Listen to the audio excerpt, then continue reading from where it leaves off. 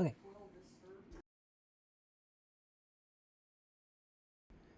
Okay, so like I said, I promise, I'm here. I'm here today. I know, shocking, right? I managed to start my Thursday stream, on early. So, oopsies, no. Switch that to this. So, again, pretty much the only thing I know is that this stream will end when I beat the game. But I've got some side stuff I'm gonna do, and I think there's a couple side missions I was gonna do, and then I was gonna do the story. So for the side missions, I was gonna do strange mission, strange. Oh my god, I'm so sorry. I've had a long day. Strange transmission and unusual readings. So this one I want to do. So head to the Sentry system in the Hawking Ada cluster. Let's go do that. So I've got Vermeer, Ilos, and then the finale after this.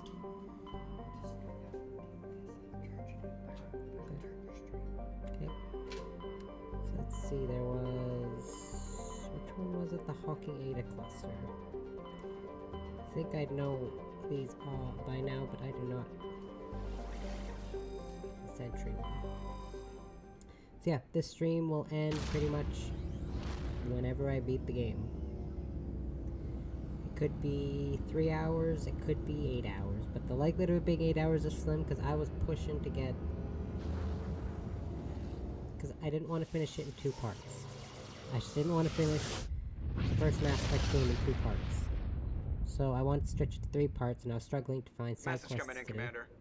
Big surprise, the Alliance needs you again. Naturally. Shepard, this is Admiral Hackett with Alliance Command. We've got a mission for you. An Alliance officer named Major Kyle has set up a small compound in the Hawking Ada cluster. He's attracted a number of followers. That's what I'm doing here, dude. He's become an outspoken critic of the Alliance, and we believe he's mentally unstable. This could be trouble, Shepard. I'll look into it. 3 days ago, we sent 2 Alliance representatives to meet with him at his compound. They've disappeared. We believe Kyle and his followers killed them. That compound is a cult, Shepard. They call him Father Kyle now. He set himself up as some kind of religious leader. What were those Alliance representatives going to talk to Major Kyle about? They wanted to bring him back to an Alliance facility for treatment. Major Kyle served us faithfully for many years. We weren't going to abandon him. Given his state of mind, however, he probably saw them as a threat. We're almost certain he had his followers killed him. I'll deal with Major Kyle for you, Admiral. We don't want this to turn into a massacre, Commander. Kyle is dangerous. I trust you to use your judgment. Hack it out.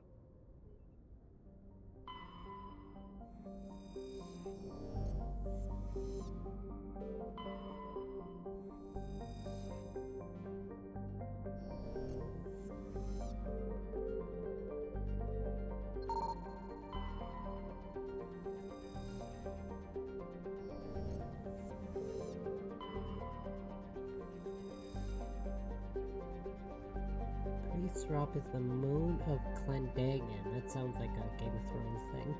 It is a frigid, barren world with an extremely thin atmosphere of carbon dioxide and ethane. The crust contains plentiful deposits. Okay.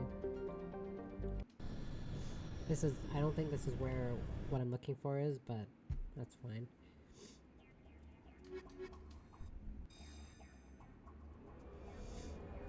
So I'm fairly certain it's not on a moon anywhere. But yeah, once I'm done this, I will I will make out, a schedule for next week. Like I said, I'll be doing Monday through Friday, and that is literally just because the new Dying Light game comes out. So, oh, this isn't what the battle combat is. Oh. So, jeez. So next week is going to be a long week for me. But I'm looking forward to it being a long week, trust me. Because there's that light at the end of the tunnel. Figuratively and literally speaking. And the person that makes my life hell at work is not going to be there all week. so yay.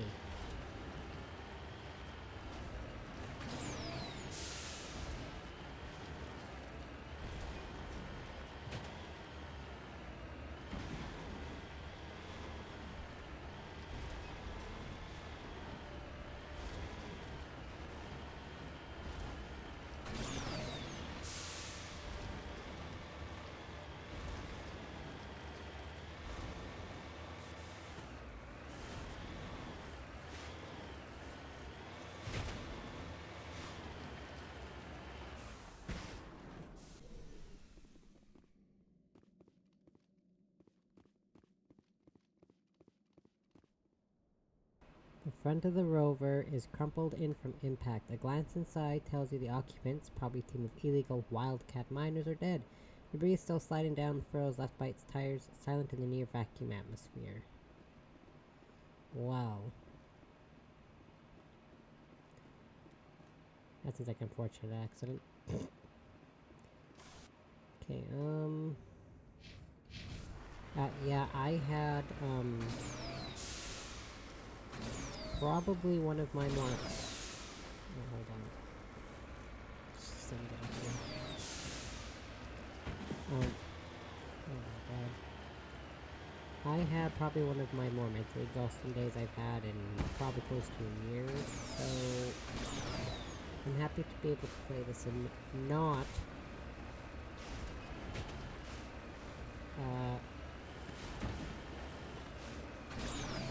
and not think about it. Sorry, I'm very focused on trying to get through whatever this is. Wanna know why another reason I don't like mountains? Oh my god, help! Help! I like hills. I have lots of hills, but not a lot of mountains where I live. Whoa! I like hills. They're easy to walk up to. They're good exercise for your legs. You want a good leg day? Go hiking, or climb a hill, climb a mountain. Because, you know, it's just that easy, clearly. There's actually a hill right behind my house. I could walk up and down that hill all I want if I wanted to. I don't want to. Yeah, so I actually already know exactly what I'm doing next week. Because I had my schedule made out already. But I had it listed as playing Mass Effect 1, not Mass Effect 2, so I just have to fix that and then I'll release it after I stream. Because I didn't realize how egregiously short the first game is, and the second one can also be very short, same with the third one, if you don't do the side content. So, just do the side content.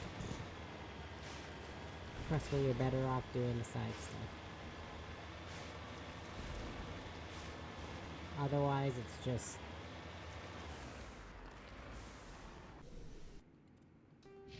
It doesn't feel as good to go through the game and not do the side content. That's all I'm trying to say, really.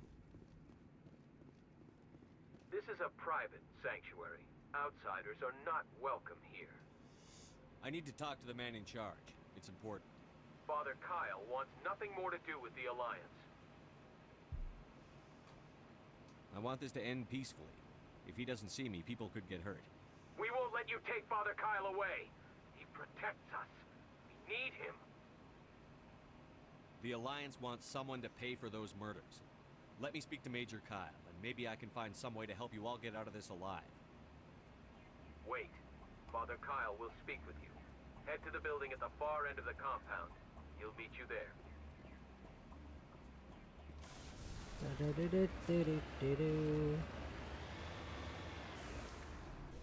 Okay.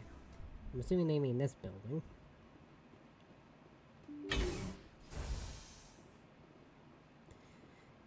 Yeah, see, last time I did this, it's a good thing I always save it before I go talk to him, just in case. The last time I did this quest, I walked in and everyone in this building started shooting at me, despite the fact I had talked to the people in the other building first. Because I know you're supposed to talk to the people in that building first. And when I tried doing that and then coming here, they still shot me anyways. So I had to reload it, and then when I re-talked to them, finished the cutscene, came in here and they didn't shoot at me at all. I just don't know why. They all shot at me.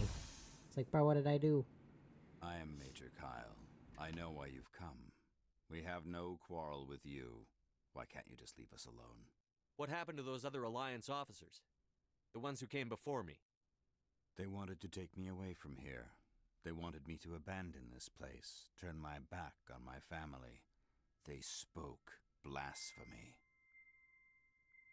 I did what I could to make their end quick and painless. I had no other choice. It was necessary to protect my children. Only I can keep them safe. You can still get out of this alive, Major. Surrender and nobody will get hurt. I respect that you have come under a banner of peace, but I cannot do as you ask. If you take away their father, my children will be helpless. You ordered your followers to kill those Alliance investigators. You must face the consequences of your actions. Do you really want your children to suffer for your sins too? No, this was my fault. My children are innocent, pure. Please, I never meant for this to happen. I'm sorry. You're doing the right thing, Major. Your children will be better off for it. Come on. Wait, if my children see you taking me away, they won't understand. They will attack and you will be forced to kill them all. You have shown me the error of my ways, Commander. Now you must give me time to explain it to them. It is the only way they will understand. Please, give me 1 hour. After that, I will meet the Alliance authorities at the gates of my compound and surrender without violence. I give you my word. I'm going to trust you. If you betray that trust, you and all your children will suffer. I will not betray you, Commander. Thank you for this. Joker can have the 5th Fleet pick Major Kyle up. I just hope you know what you're doing, Commander. You should return to the Normandy and notify the Alliance of Kyle's surrender. They'll want to dispatch a ship to take him into custody. Yeah, and I've noticed something weird. It's like whenever I'm done eating now, because of course I had supper before I started the stream, so I always have early suppers. Whenever I eat now, I get really weird. You know that feeling in your throat when it's like, how do I word this? It's like, kind of like dry phlegm in your throat, and I always have to clear my throat for a couple minutes before I can actually talk, because there's just that weird buildup in my throat, and I don't know why. It only started happening a couple weeks ago, I think. And I'm not sure why, but what I can tell you is it makes it really hard to get into streaming right after I eat like I used to do. Now I have to wait like 10 minutes. It's like waiting to go swimming. Like when you're younger and you go have supper and your parents tell you, well, you can't swim for 30 minutes because you're going to cramp up and fall in the water and drown. Or at least that's what I was told. So I remember for a few years in a row, my dad used to take me and my siblings to this city. It's called Medicine Hat. It's in Alberta, just the province of the West. And he took us to a hotel there for a week at a time for like 3 years. It was only for the 3 years. And we stayed at the Medicine Hat Lodge, it's called, and it has like we had the rooms that faced the inside. So like there was like a deck door, but the deck door just showed the pool, like the pool area. And I think my dad just didn't want to go out as soon as he was done eating. He just wanted to lay in bed. So he told us, well, after we had supper and we went back to the hotel, he would be like, you can't swim for 30 minutes because then you'll cramp up and you'll drown. So we just had to stay in the room for 30 minutes until my dad decided he wanted to go swimming. There's water slides and a hot tub and a kiddie pool and a big person pool. We loved the water slide. Argos room, Hydrus cluster. Message coming in. Patching it through. Admiral Hackett here, Commander. Your helmsman just forwarded your report on Major Kyle. We sent in a team as you instructed. Kyle's followers have disbanded, and the Major surrendered to us without incident. We'll make sure he gets the help he needs. To be honest, Shepard, I thought this thing was going to end in a bloodbath. I don't know how you did it, but you saved a lot of lives. Congratulations.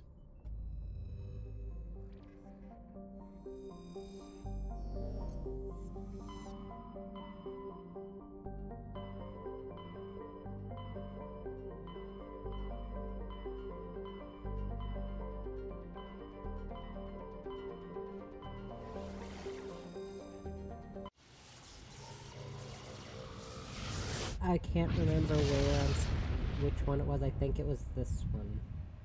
Right?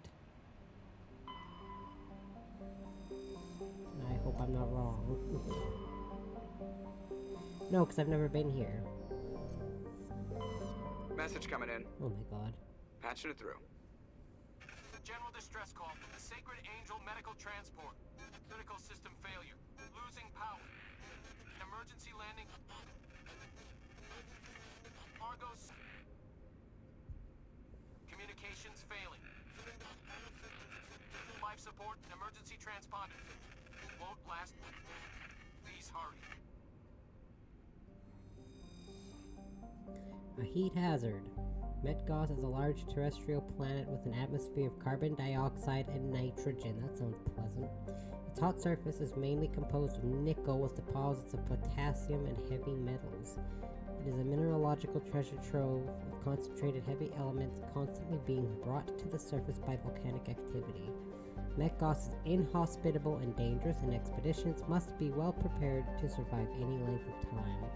With its high mass, heat-trapping clouds, and constant volcanic venting, Metgoth seems well on its way to becoming a Venusian pressure cooker world. Its day length is 47.2 hours.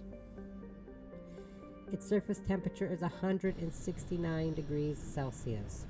I don't like it being above 25 degrees. Never mind, 160. I don't like it when it's any hotter than 25 degrees outside. I'm a wuss. I like the cold. I don't like the heat. Like a true-blooded Canadian, I prefer the cold over the heat. Always.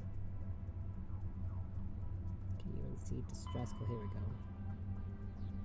Downed medship in the Hydra system of the Argos Road Cluster. Is that where I am? Anomaly, transponder system. Here we go. Yeah, I love it when it's like minus 15, 20. I even like it when it's minus 30, but when it's plus 25 or plus 30, no. I like the cold, I don't like the heat. I don't live in the west coast, or on the west coast of Canada, so I don't like the heat. If you like the heat and wanted to live in Canada, your best bet is literally just to live on the west coast in British Columbia. Otherwise, you're just gonna get cold.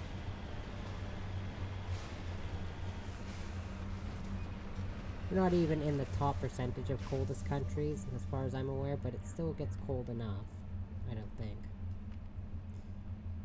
Okay, I need y'all to get out of the way. Also, I was looking through my phone earlier, and I was streaming that Pokemon game last night, and I was like, oh, I don't remember the types on my type charts because I don't have one on my phone. I do. I was looking through my gallery to delete some, to make some room on my phone, and I found the type chart, or the nature chart, sorry, on my phone. I'm just dumb and forgot that I had it saved.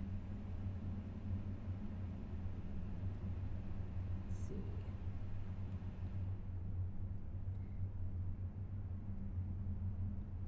Oh, Canada is in the top of coldest countries. Oh, well, never mind then. I was just curious.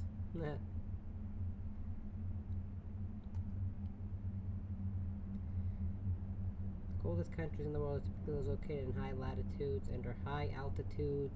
Antarctica often cited as the coldest, though it's technically a continent, not a country. Among countries, Greenland, which is autonomous territory of Denmark, which is very close to Canada, by the way, consistently ranks as the coldest due to its vast ice sheet and Arctic climate. Other consistently cold countries include Russia, Canada, Mongolia, Norway, Kazakhstan, and Finland. Interesting. Well, the more you know. I, however, do not live in... I live in the closer to the southern part of the province, so it's not as cold here as it could be. Where my brother lives, it's a lot colder. Signals coming from that wreckage. Careful, Commander. I've got a bad feeling about this. Geth! It's a trap! It's a trap. Oh no.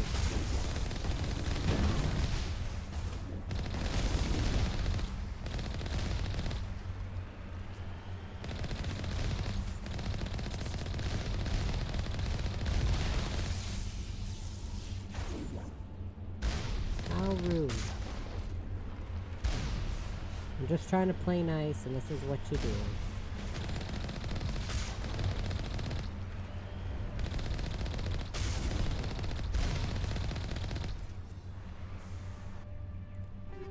Well, that was bracing. What do you think?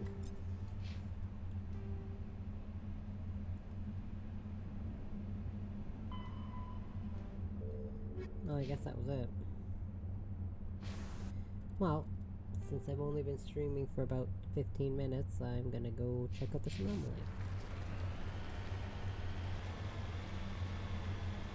Yeah, all things considered, if you want to get the real cold, there's a city in Manitoba, the capital, called Winnipeg. People call it Winterpeg because of how cold it gets there. Or you want to live in the territories, which not a lot of people willingly move there because everything's super expensive and it's always super cold. Because, you know, you're in the northern part of the country.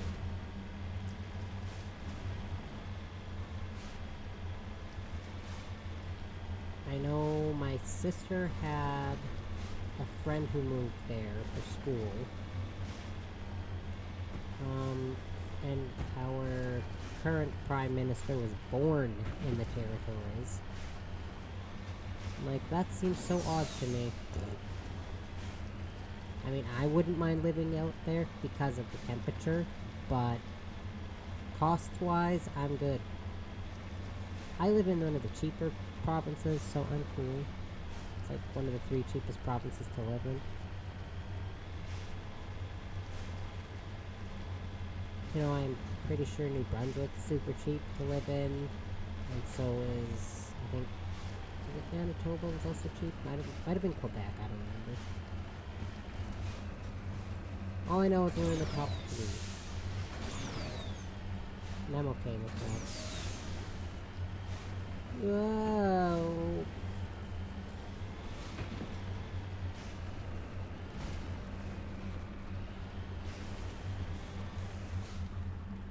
Uh-oh, don't run over this body. This poor soul. This poor Turian, it looks like. Yep. While searching the wreckage, you found a very old letter stamped with the Gothis colony insignia. Unfortunately, the text is indecipherable. Poor soul.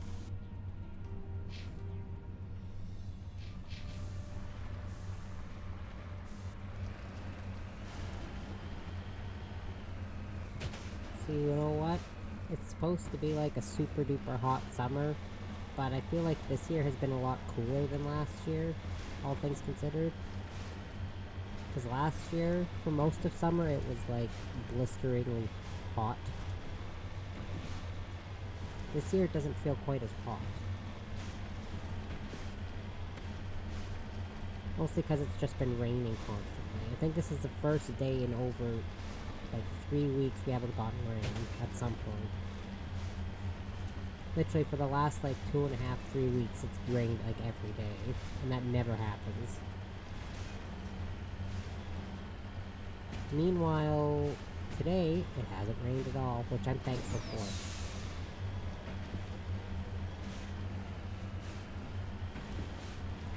As much as I like rain, I also like to get a break from it every now and again, because it's flooding our fields. Did you know what people in Saskatchewan need to make a living? Fields.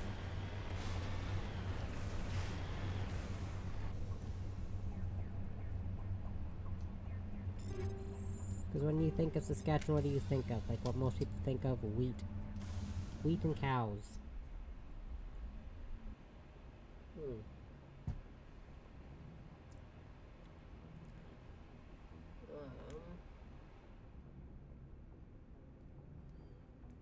I've been streaming for half an hour. Oopsies.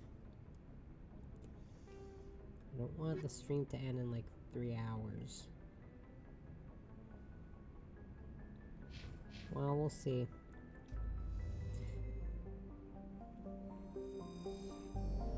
So now we'll go to Vermeer. It might not be terrible because I didn't have a chance to play Andromeda today like I usually do. Because, like I said, today was excruciatingly mentally taxing. Like I have not had such a mentally taxing day in a very long time. I did not have the mental capacity to play anything, never mind watch anything. So I laid downstairs with the cat, because Baby and Lucarian were upstairs because the dog was gone. And I laid downstairs with Heicho with my galaxy light on. It has lights that have like cloud effects where there's stars that you can have that light up the ceiling as well. I just laid down there with Heicho and watched that for 2 hours. Vermeer is a lush frontier world, ideal for colonization by carbon-based species. Its vast seas and orbital position on the inner life zone have created a wide equatorial band of humid tropical terrain. Unfortunately, the political instability of the nearby terminus systems has impeded colonization efforts. The high risk of raids by pirates and slavers make it an unappealing homestead. Surface temperature 32 degrees, that's not bad. For surface temperature. Commander, I'm reading a signal. Must be our Solarian infiltration team. Check out those defense towers. Drop the Mako. We'll go in hot and take them out. I'll get you in underneath the radar, Commander.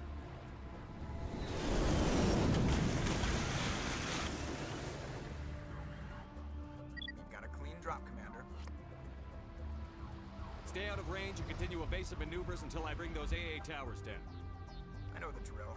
Meet you at the camp once those towers are offline. Joke around.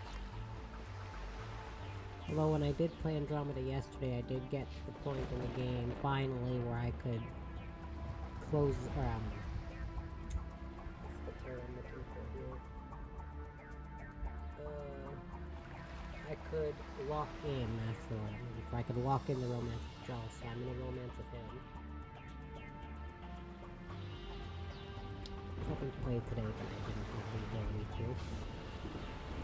My dog was at the vet, and then when my mom came back, I was sitting outside, and then she took him into the yard and started barking at me. Because I was already in the yard, you know, he's not expecting someone to be in the yard, and my glasses are transitional lenses, so when the sun's out, my lenses go dark. So I probably just look like a random stranger sitting in his yard. So he barked at me for a while before he calmed down. But you know what, as soon as I walked up to him, he stopped barking. Because he's like, oh hey, I remember you. You're not a shady person sitting in my yard with shades on. No, I am not. In fact, you're lucky I'm out here at all.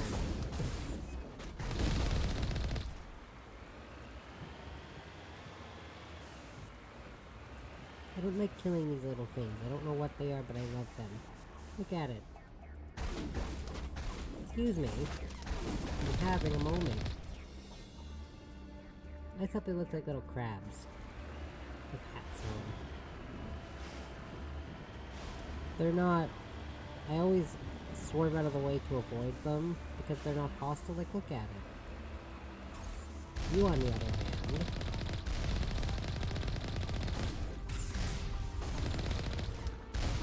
It's like, oh, did you kill it? No, it didn't kill it. Right? I'm not worried about my Mako taking too much damage.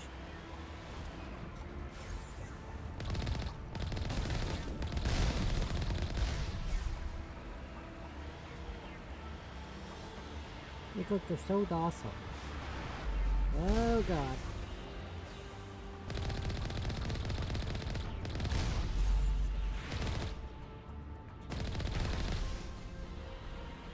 This is such a pretty world, too.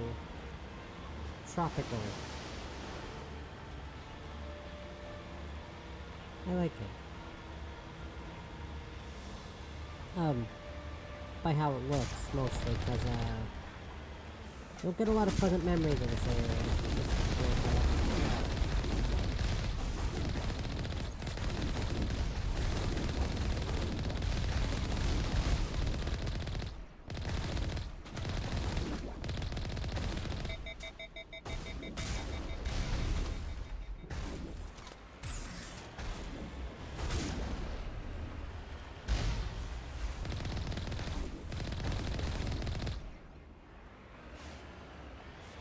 Oh god. Don't run over the little crabs with hats. I always thought of them as crabs and hats.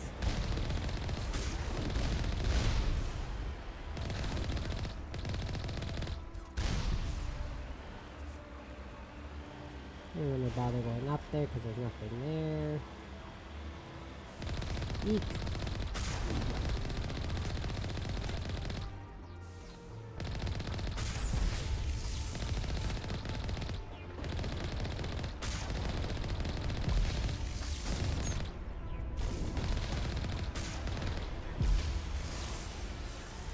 Get whooped. I'm so glad that they're only ever in the first game. I meant to do that, not press the rocket button. Whoa, wow, wow, wow.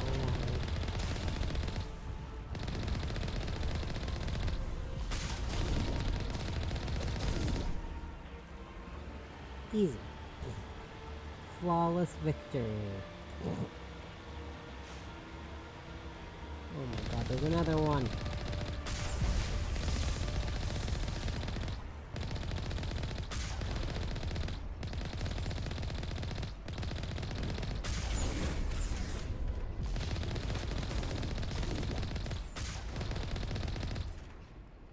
Okay.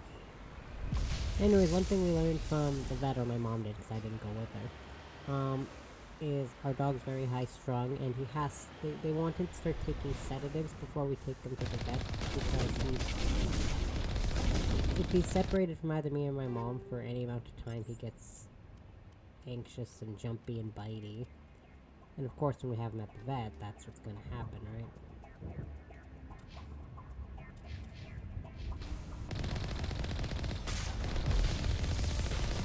So, now, according to the vet, we have to give him sedatives every time he goes.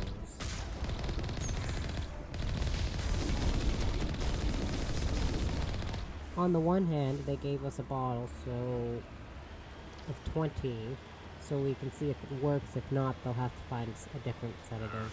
It's like, wow, I've never even had a cat that's needed sedatives.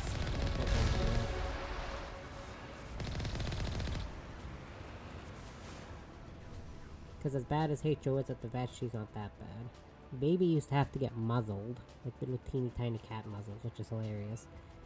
That was before we had him though. Like when he was passed from like shelter to shelter, they took him to do like his checkups or whatever. Of course he's gonna get anxious and all that because he keeps getting passed from home to home. He's anxious all the time. Makes sense. And once we got him, he's never had to get muzzled once at the vet. Because he has a home. But yeah, that's kind of the problem. So now we got a bottle of 20 pills and we have to get them used to taking sedatives. See if they work.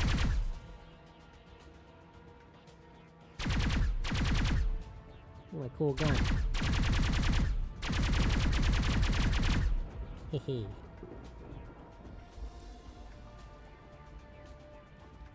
Yeah. I've never had a dog that's had to take sedatives to go to the vet. And I've had a few dogs in my life.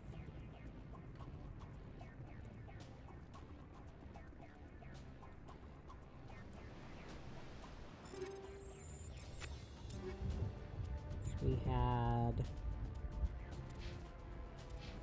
a dog, a little miniature toy poodle we called Killer. I know. Funny, right? A little miniature toy poodle we called Killer when we were growing up.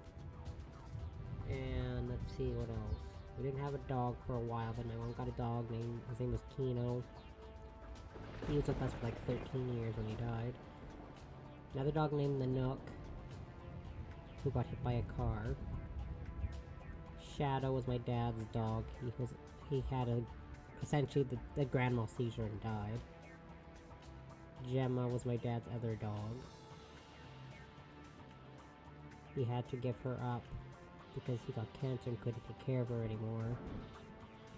And my mom had another dog named Mika that she had to leave with her ex. I'm reading that the grid is down, Commander. Want to Approach to the Solarian base now. So what, that's Out. Killer, Kino, Ready Nanek, to move out, Shadow, Commander. Gemma, Mika, Odin. So 7 dogs compared to the, I think I said like 19 cats or something compared to like the 7 dogs I've had. I like cats, I'm not a huge fan of dogs. Wait, why are you out here, Rex? And Caden?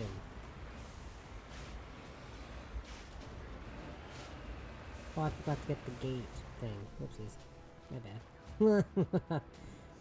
But yeah, that's... Yeah.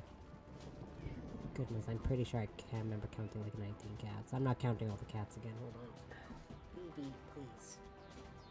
You can't come up here. There's no room on my desk. So I have to make sure the cat doesn't jump on my desk, because he's gonna knock something over. And I have my drink sitting right by my keyboard. Because I won't knock my drink over. I don't trust the cat not to. Here we go.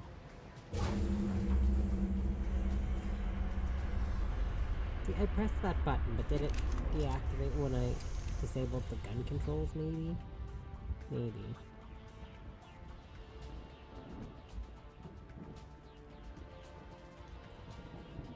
Yeah, because we had... Spike and Missy we had before I was even born, but if we're counting cats my siblings and I have had, there was Kez, or not Kez, sorry, Spike, Missy. We did have a cat named Kez. Kez Anubis. Mojo, Smokey, Captain Jack, Jasper, Repo, Gizmo, Soichi, Demix, H.O. Baby, Lucarian. My brother has a cat, or had a cat named Toki, or two. He had a cat named, he has a cat, sorry, named Miss Pickles, that him and his girlfriend called Miss Pickles. I feel like I'm missing some cats. I mean, I still counted 17, but I'm pretty sure it was like 17 or 19 cats. A lot of cats. Oh yeah, my mom also had a cat named Sirius Black. She died because she had some intestinal problems when she was a kitten. So I was 18. And she had 2 cats, one named Gur and one named Zin. When I went through an invading Zin phase for a while.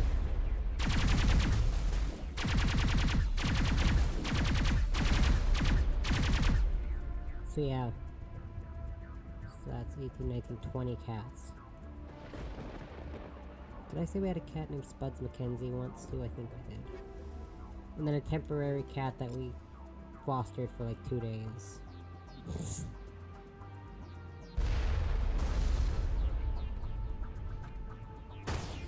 His name was Yoda.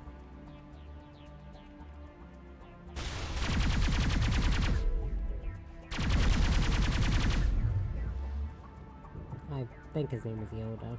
Yeah, we fostered him for a couple days. We were gonna maybe keep him, but my brother's cat Mojo did not like him, so we couldn't actually keep him.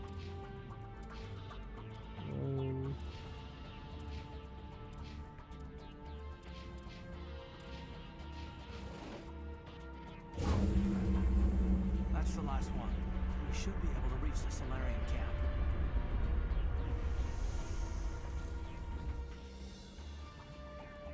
And my sisters had 2 birds, one named Jackson who died. Now she has a bird named Mozzie. My brother technically has a dog, but it's his girlfriend's dog that just... His girlfriend's mom dropped the dog off, now the dog lives with him. Probably 100 fish. My sister and I each had a hedgehog once. Not a hedgehog, sorry, hamster. My sister had 2 gerbils, and then she also had... She did have 2 hedgehogs at one point. But no, the pets, my sister and I each had a hamster.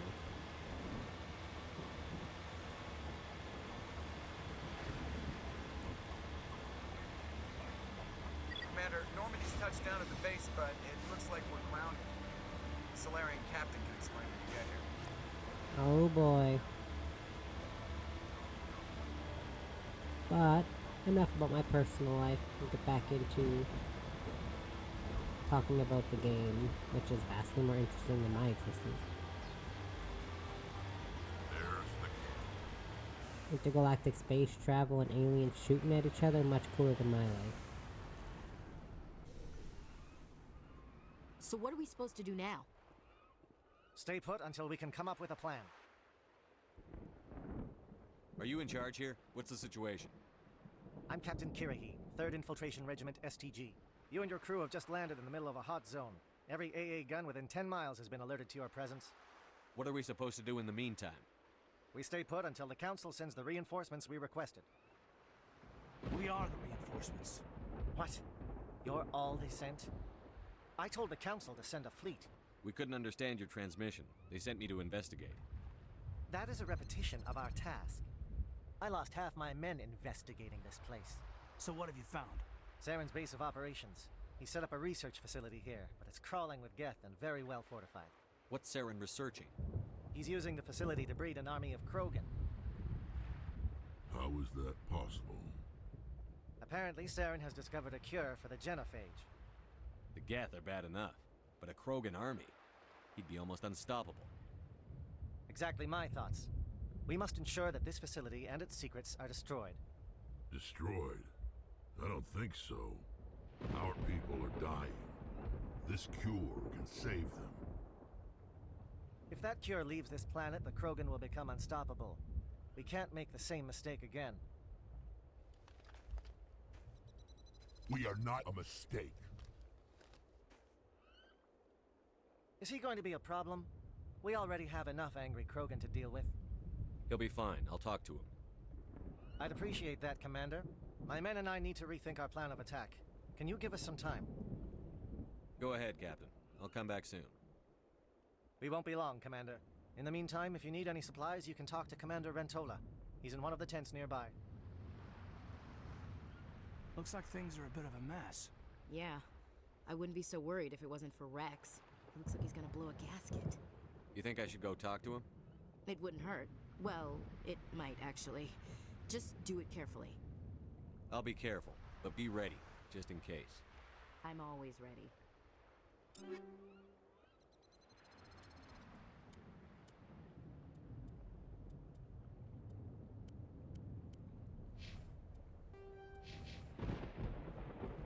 I'm concerned about Rex. Can we still trust him? The upcoming battle frightens me, but I know Saren must be stopped. Oh man, but I want to steal from the medical station. I am Commander. Let me see what you... No, I'm kidding. I wouldn't do that. Oh my god, there's so much crap to sell.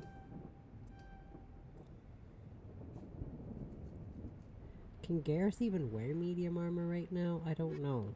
So I'm not gonna buy it, because I don't remember if I made it so Garrus can wear medium armor yet or not. Oops. Okay, well, I'm gonna save it. You'll see why. This isn't right, Shepard. If there's a cure for the genophage, we can't destroy it. I understand you're upset, but we both know Saren's the enemy here. He's the one you should be angry with. Really? Saren created a cure for my people. You want to destroy it. Help me out here, Shepard. The lines between friend and foe are getting a little blurry from where I stand. This isn't a cure, it's a weapon. And if Saren is allowed to use it, you won't be around to reap the benefits. None of us will. That's a chance we should be willing to take. This is the fate of my entire people we're talking about. I've been loyal to you so far. Hell, you did more for me than my family ever did. But if I'm going to keep following you, I need to know we're doing it for the right reasons. Rex, these Krogan are not your people. They're slaves of Saren. Tools. Is that what you want for them? No, we were tools for the Council once. To thank us for wiping out the Rachni, they neutered us all. I doubt Saren will be as generous. All right, Shepard. You've made your point. I don't like this, but I trust you enough to follow your lead. Just one thing. When we find Saren, I want his head. Yeah, if you don't get Rex's family armor and your Paragon, yeah, you have to kill him. That's what I mean by, it can be pretty emotional, so good memories here, more or less. Yeah, if you're Renegade and you don't get his armor, I think he can still be alive, like stay alive, but if you're Paragon, which clearly I am not at all Renegade, I have no Renegade score, so yeah. If you don't get his armor, you have to kill him. Or Ashley, I think, can kill him too. The assault on Saren's base will be difficult enough as it is. I assume that means you've come up with a plan. Of sorts. We can convert our ship's drive system into a 20-kiloton ordnance. Crude, but effective. Nice. Drop that nuke from orbit, and Saren can kiss his Turian ass goodbye. Unfortunately, the facility is too well fortified for that. You have to we'll need to place the bomb at a precise location. Ashley. Where do we take the nuke, and how do we get there? The bomb must be taken to the far side of the facility. Your ship can drop it off, but we'll need to infiltrate the base, disable the AA guns, and pacify any ground forces first. You want us to go in on foot? We don't have enough men. It does sound a bit risky. Is there no other way? No, but I think we can work around that. I'm going to divide my men into 3 teams and hit the front of the facility.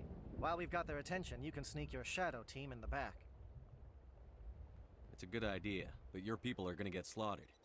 We're tougher than we look, Commander. But it's true. I don't expect many of us will make it out alive. And that makes what I'm going to ask even more difficult. I need one of your men to accompany me, to help coordinate the teams. We'll need someone who knows Alliance communication protocols. I volunteer, Commander. Not so fast, LT. Commander Shepard will need you to arm the nuke. I'll go with the Solarians. With all due respect, Gunnery Chief, it's not your place to decide. Why is it that whenever someone says, with all due respect, they really mean kiss my ass? She's got a point. Williams, you'll accompany the captain. No heroics, understood? Aye, aye, Commander. I will have the ordnance loaded onto the Normandy and brief your crew on its detonation sequencing. Do you have any questions before we go, Commander? Shadow seems clear enough. What will the other teams be called? Igor, Manavai, and Jaeto. They were the initial settlements on our first 3 colony worlds. They are at the heart of Solarian territory to this day.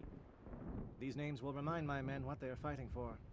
They must have a personal stake in the fight if we are to have any chance of success. I'm ready when you are, Captain. Excellent. Then if you'll excuse me, I need to prepare my men. Well, this is it. Don't do anything stupid while I'm gone, LT. You too, Commander. We'll be fine. You'll see. Yeah, good luck. Is there something you want to say, Chief? I don't know, it's just weird, going under someone else's command. I've got used to working with you. All of you. Don't worry, we'll see you on the other side. I know, it's been an honor serving with you, Commander. It doesn't matter if we're not in the same unit. We're still a team. Watch each other's backs, keep your eyes open, and fight like I know you can. We'll all come out of this in one piece. You bet, Commander. You all know the mission and what is at stake. I have come to trust each of you with my life, but I have also heard murmurs of discontent. I share your concerns. We are trained for espionage. We would be legends, but the records are sealed. Glorying in battle is not our way. Think of our heroes. A silent step who defeated a nation with a single shot. Or the ever-alert who kept armies at bay with hidden cracks. These giants do not seem to give us solace here, but they are not all that we are. Before the network, there was the fleet. Before diplomacy, there were soldiers. Our influence stopped the Arachni, but before that, we held the line. Our influence stopped the Krogan, but before that, we held the line. Our influence will stop Saren. In the battle today, we will hold the line. Good luck, Commander. I hope we will meet again.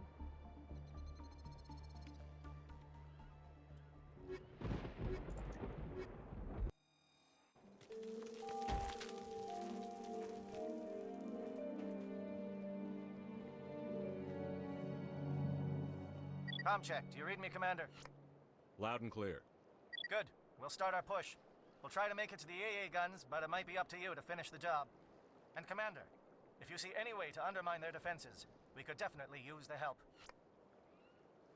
I've never sent Caden to help Kirahi, because I always feel the urge or the need to take Caden with me. So Shadow is on the ground. Repeat, Shadow is on I've the ground. never had Kirahi go, or Caden go with Kirahi. Move. Time to get some attention. Sorry, I've got to take my boyfriend with me. It's just the way things are.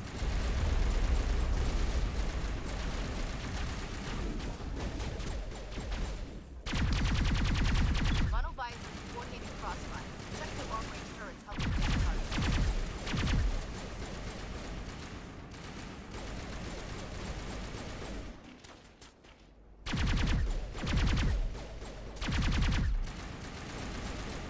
Oh god, I can barely see.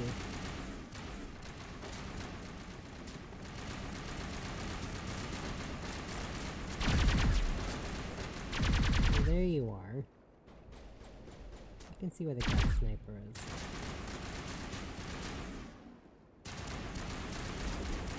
Right over here.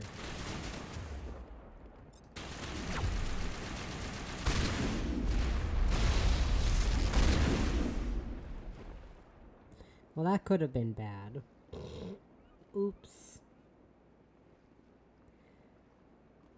So, my sister, again, taught me the things I need to do to help Kirahi. Which is good, because you help Kirahi, he does come back in a later game. So I want to try to help him. So that's good. Now I got to remember exactly where. It's like I can picture the things, all the things I have to do in my head, just not where they are specifically. They're targeting. We got a shot. Chief Williams, take the heat off Manavai.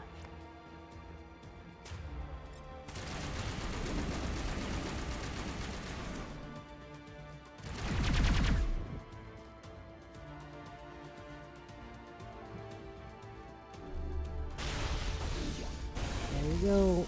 Oh.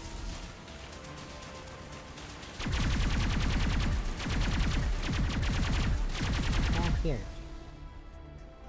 My goodness. Strikes. Deado, watch for comm stations.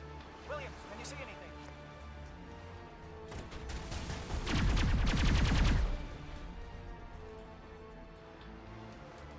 I think you go up here and then there's another thing you have to do later.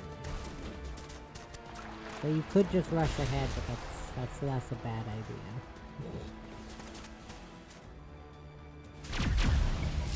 Satellite uplink disrupted. Going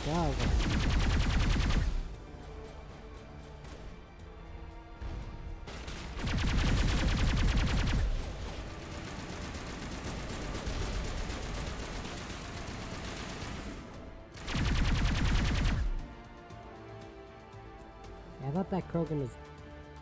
Caden, are you okay? Good sir, are you okay?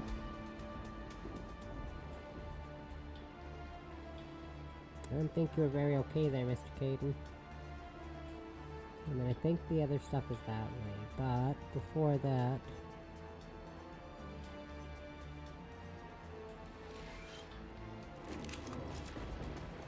Okay.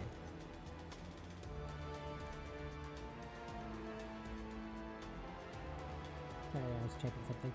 Yep.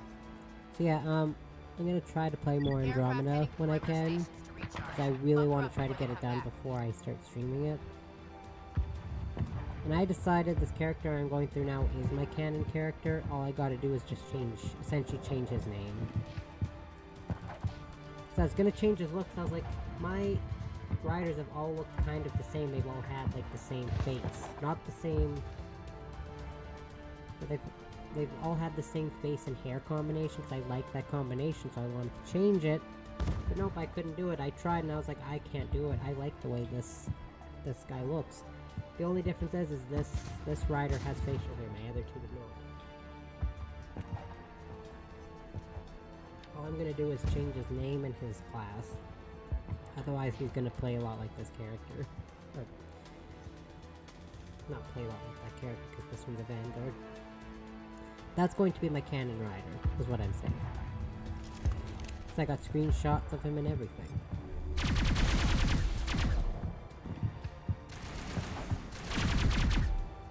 I think this is the way I have to go. I want to go this way, because I think this is the other thing I have to do over here. Yeah.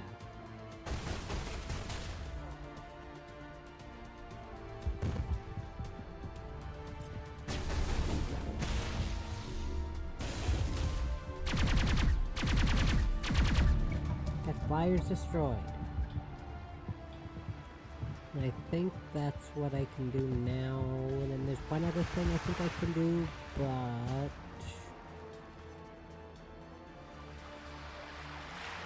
I haven't gone past it yet. So yeah, anyways, I gotta think of a nickname, or not a nickname, sorry, a name for this rider, this cannon one. Because right now his name is just my name. And I don't want two of my canon BioWare playthroughs to have the same name. That's just not how things work. For me.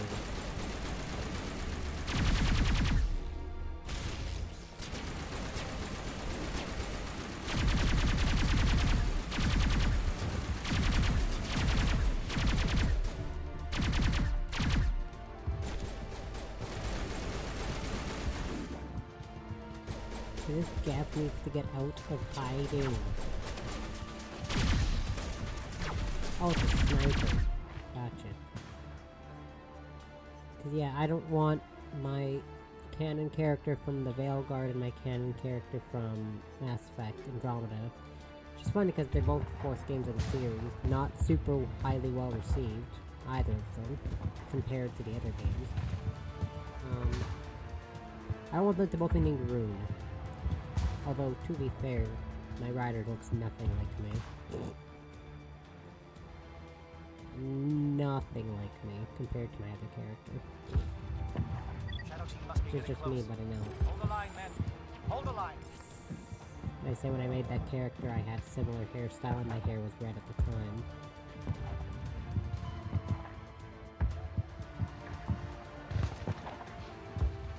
It's not red anymore, my hair is a weird... I guess it's kind of a lightish red with black in it. But when I first played Veilguard, my hair was like red. Didn't have any black in it. Because I dyed it red. Then I switched back to having black hair. So I realized I really like black hair. We've got access to base security. Should be able to cut the alarms from here. Might even be able to trigger alarms on the far side of the base. It'll clear the guards out for us, but they might be too much for Williams and the Solarians to handle.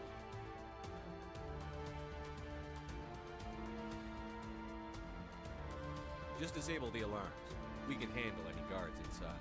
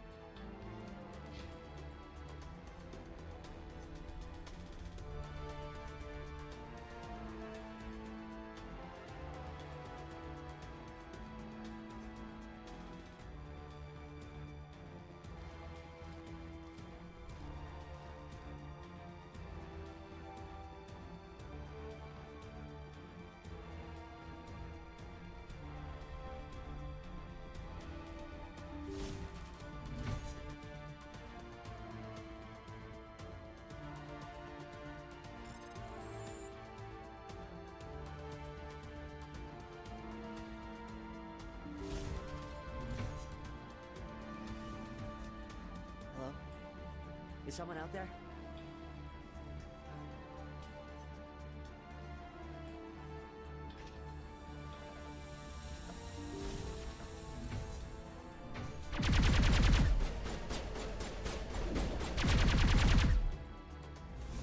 Give a little ground, Williams. We don't want them to bunker up. Draw them out.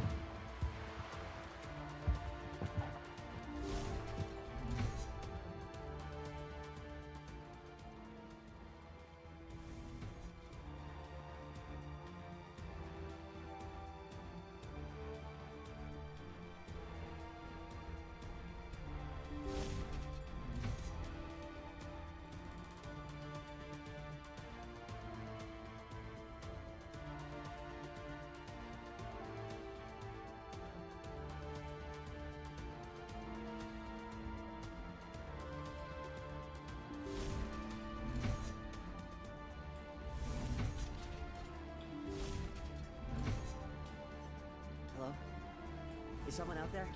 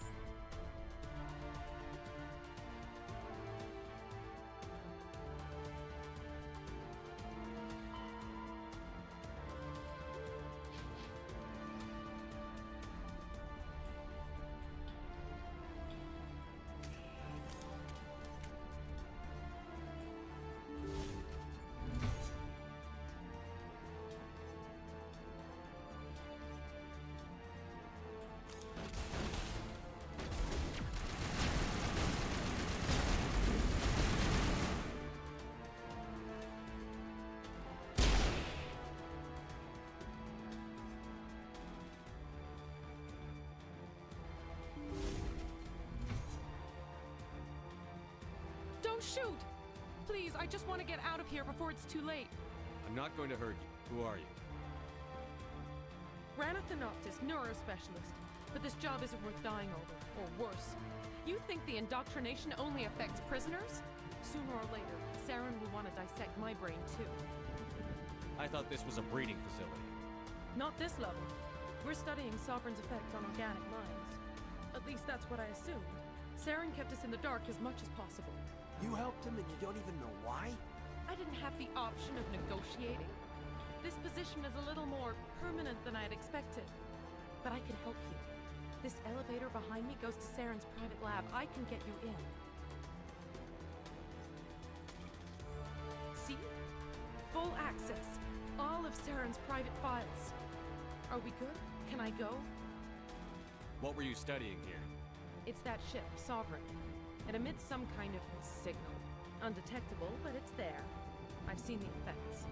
Saren uses it to influence his followers, to control them. It's called indoctrination. Direct exposure to the signal turns you into a mindless slave, like the Solarian test subjects. But there's collateral damage, too. I'm gonna blow this place to hell and gone. If you want to make it out alive, you better start running. What? You can't. But I'll never. Ah! You enjoyed that. I most certainly did, Caden. I most certainly did. Shotgun, assault rifle, sniper rifle. Maybe...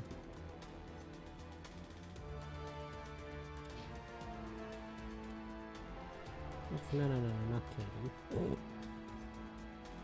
Ever seen a Sentinel use a shotgun? I sure haven't. Even in all the times I played Mass Effect 3 online, no Sentinel's gonna use a shotgun. And I played a lot of Mass Effect 3 online. Believe me, I spent more time playing that than the actual story. Like the actual single player. The only time I have ever prioritized multiplayer in a game over single player. The only time I've ever played multiplayer in a game, to be fair. I don't usually play multiplayer. Not a fan of it. Even though Mass Effect 3's was co-op, not Commander, look over here. It's another beacon. Battle like the royales one or on anything. Eden Prime. That's what I liked about it. I like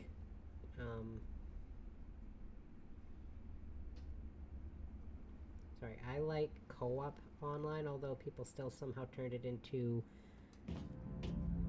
competitive instead of co-op because we gotta get more points than everyone else. I just liked playing because it was fun.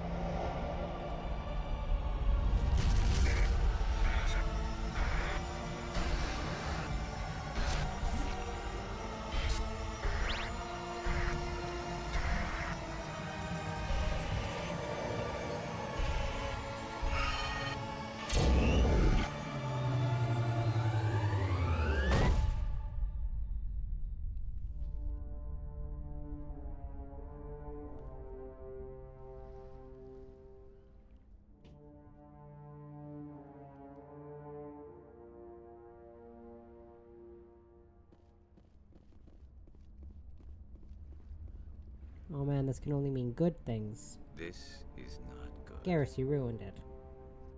You are not Saren. What is that? Some kind of VI interface? Rudimentary creatures of blood and flesh. You touch my mind, fumbling in ignorance, incapable of understanding. I don't think this is a VI. There is a realm of existence so far beyond your own, you cannot even imagine it. I am beyond your comprehension. I am sovereign. Okay, I'm gonna be real with you. I thought he said fondling, not fumbling. I just want to throw that out there before I moved on. I'm gonna keep myself muted now. Sovereign isn't just some Reaper ship Saren found.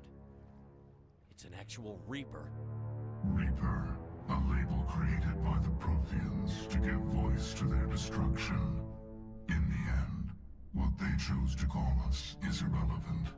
We simply are. The Protheans vanished 50,000 years ago. You couldn't have been there. It's impossible. Organic life is nothing but a genetic mutation. An accident. Your lives are measured in years and decades. You wither and die. We are eternal, the pinnacle of evolution and existence. Before us, you are nothing. Your extinction is inevitable. We are the end of everything. There is an entire galaxy of races united and ready to face you. Confidence born of ignorance. The cycle cannot be broken. Cycle? What cycle? The pattern has repeated itself more times than you can fathom. Organic civilizations rise, evolve, advance, and at the apex of their glory, they are extinguished. The Protheans were not the first.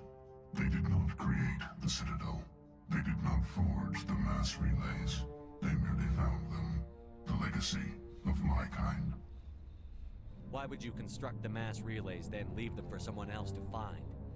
Your civilization is based on the technology of the mass relays. Our technology. By using it, your society develops along the paths we desire. We impose order on the chaos of organic evolution. You exist because we allow it, and you will end because we demand it. They're harvesting us. Letting us advance to the level they need, then wiping us out. What do you want from us? Slaves? Resources? My kind transcends your very understanding. We are each a nation, independent, free of all weakness. You cannot even grasp the nature of our existence. You're not even alive. Not really. You're just a machine. And machines can be broken. Your words are as empty as your future. I am the vanguard of your destruction. This exchange is over. Eep. Well, that went Commander, well. we got trouble. Hit me, Joker. Like the music That just ship's switched sovereign, back. Oh it's my goodness. moving. I don't know what you did down there, but that thing just pulled a turn that would shear any of our ships in half. It's coming your way and it's coming hard. You need to wrap things up in there fast. This console is shot. Orders, Commander? Let's head to the breeding facility. Joker can pick us up after we set the nuke.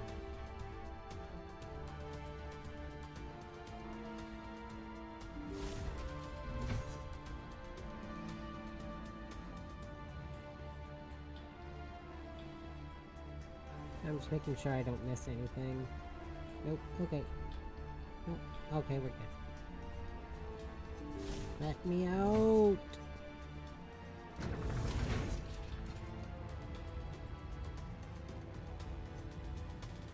Oh. Reapers sound like a fun bunch, don't they?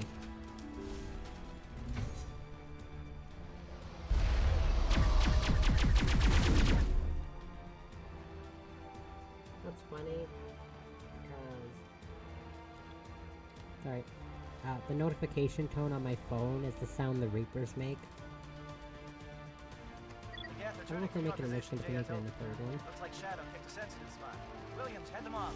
Hold them. Yeah, like this. If you play the third one, you know this, like... The best way to describe it is the sound they make after you ping the galaxy map and a bunch of them show up to chase you down. Yeah, that sound, that's my notification for my phone, and every time it goes off, it scares the hell out of my dog.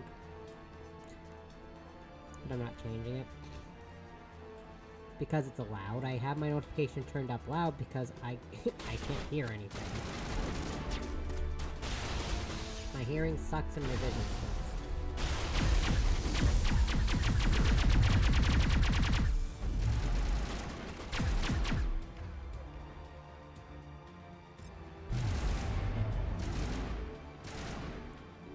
Get...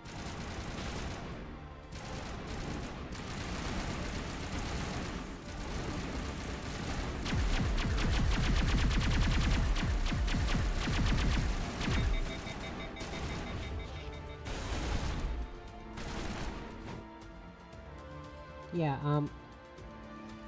the one of the best senses I actually have is hearing, but my vision sucks ass and my sense of smell because I have allergies and I have 3 cats and a dog now. I only take allergy medication once a week just to kind of placate my allergies because I'm not taking a shot.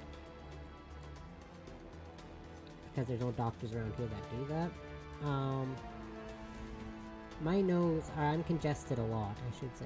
So when I can smell things, really nice things, it feels good, so I like things smelling nice. I'm very particular about how my house smells. Just like I'm very particular about how my, how I have things arranged, how I have things cleaned. Everything needs to be a very specific way. That's essentially what I'm saying is everything needs to be done a very specific way. Okay, do you have medium armor? You do, okay. Everything has to be very particular for me. He had light armor equipped. Oh, but his shields are so much better with the light armor, so you know what? I'll keep him with his light armor, actually. And if something is even just like an inch out of place, I get really frustrated. Or when we each have our own, like, container of supplies at work, and when people touch my container, I know when they do, because I have things organized a very specific way. If something's even just an inch out of place, I have a meltdown, because things are the way I want them. Not the way they want them, it's the way I want them. Don't touch my stuff. Hey, Katie, can you kindly get out of the way?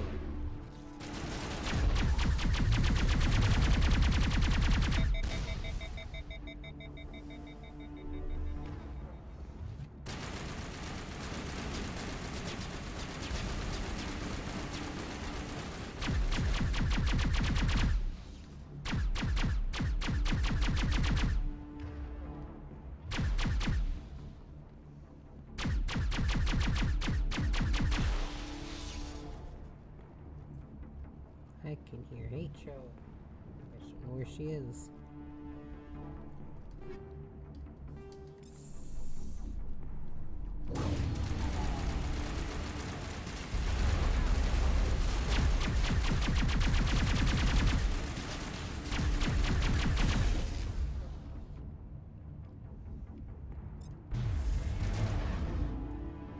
I need to build up my usage of these skills. What's up there? Good work on the gun, Shadow Team. Now it's our turn.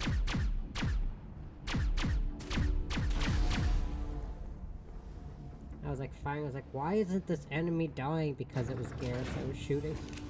Oops. So sorry, Garrus. I love you, I promise. You're like my second favorite companion in every game. In 1, 2, and 3. That's it. We need to clear the gate and set those charges. My favorites in 1, I think I mentioned this last week. My favorites in this one are Caden and Garrus. 2, it's Thane and Garrus. And then in 3, it's Caden and Garrus.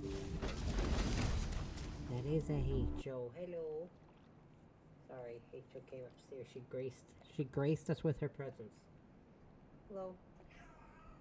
Yeah. Heicho. Psst. Heicho. I have no idea the honor of being graced with Heicho's presence.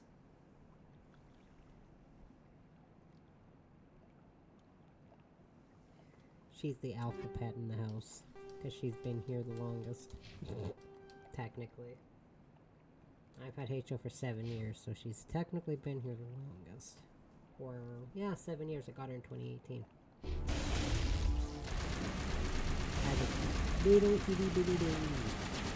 She could fit in the palm of my hand. Now I need to... now I have to use 2 hands to pick her up, and she's still heavy. Before she was like this teeny tiny little fuzzball that would fit in the palm of my hand. And now I need to use both my hands and use a great deal of oomph to actually get her off the ground. Everyone bunker down! Bunker down! But you know what? She's my Heicho, and I wouldn't have it any other way, right? Hello. I just realized she's the only cat not up here. Hold on.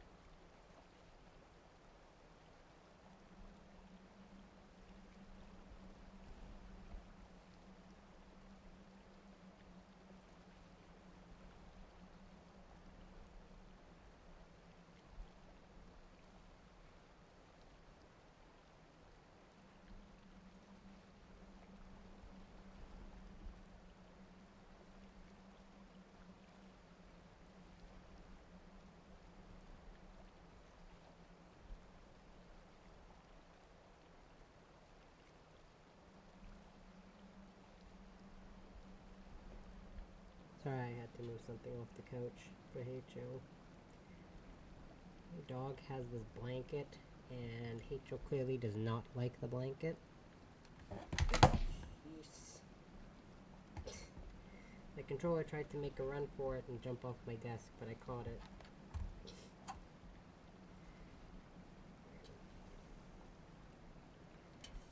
My goodness.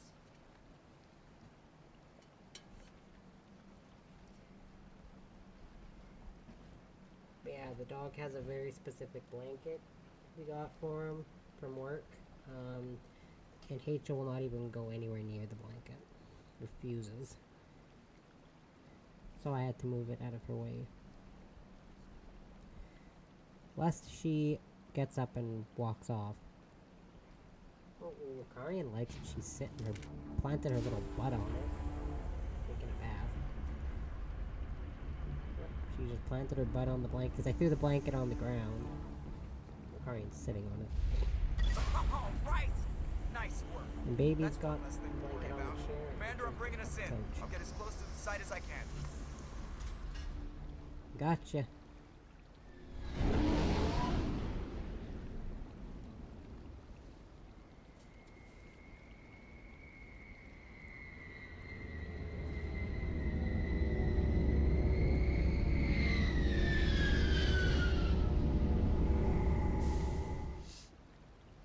Ooh.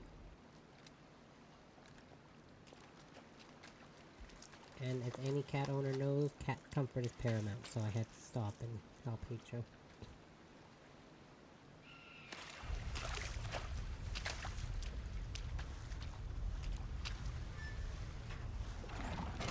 I would not want to be the one handling a nuke.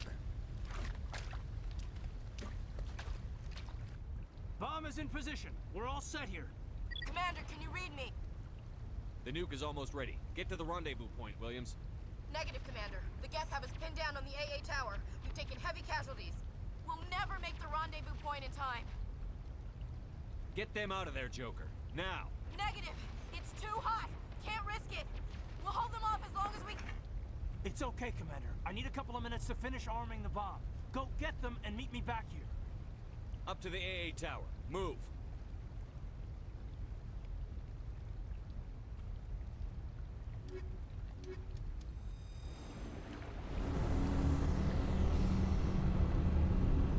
Oh boy. This can only mean good things. Powering up.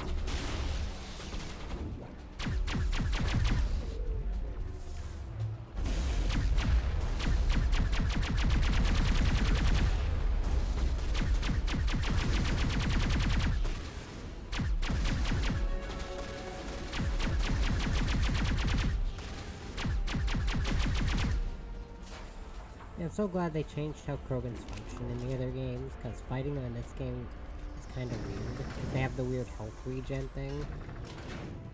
Because, you know, Krogans are...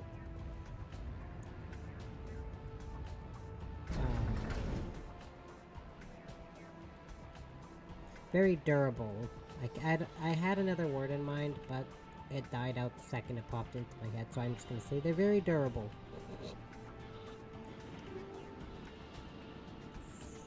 Heavy assassin, outline. You can jump up here, Lucarian, but I'm blocking your access to my computer. That's exactly where you want to jump. What a jerk.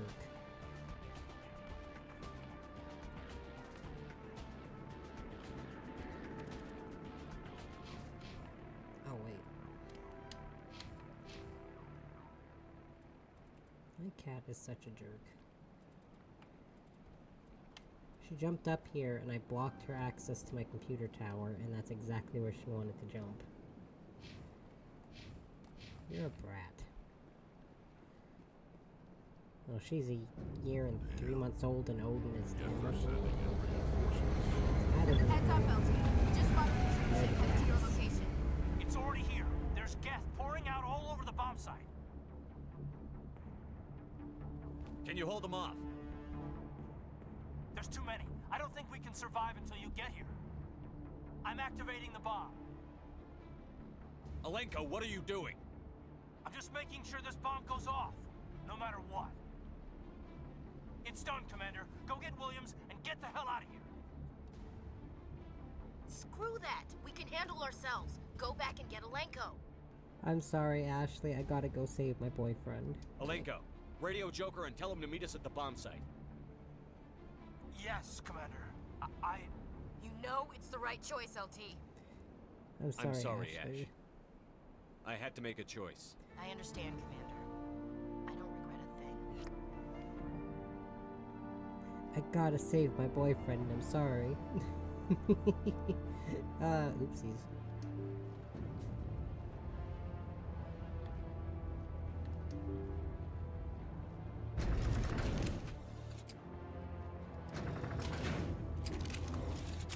This, by the way, is what makes Vermeer so bad. Because if you... either you or Ashley has to kill Rex if you don't get his armor, or if you don't get his armor in your Paragon, you pretty much have to wind up killing Rex. And then you have no choice but to let Ashley or Kaden die. They cannot both survive Vermeer, which is unfortunate. Well, this sucks.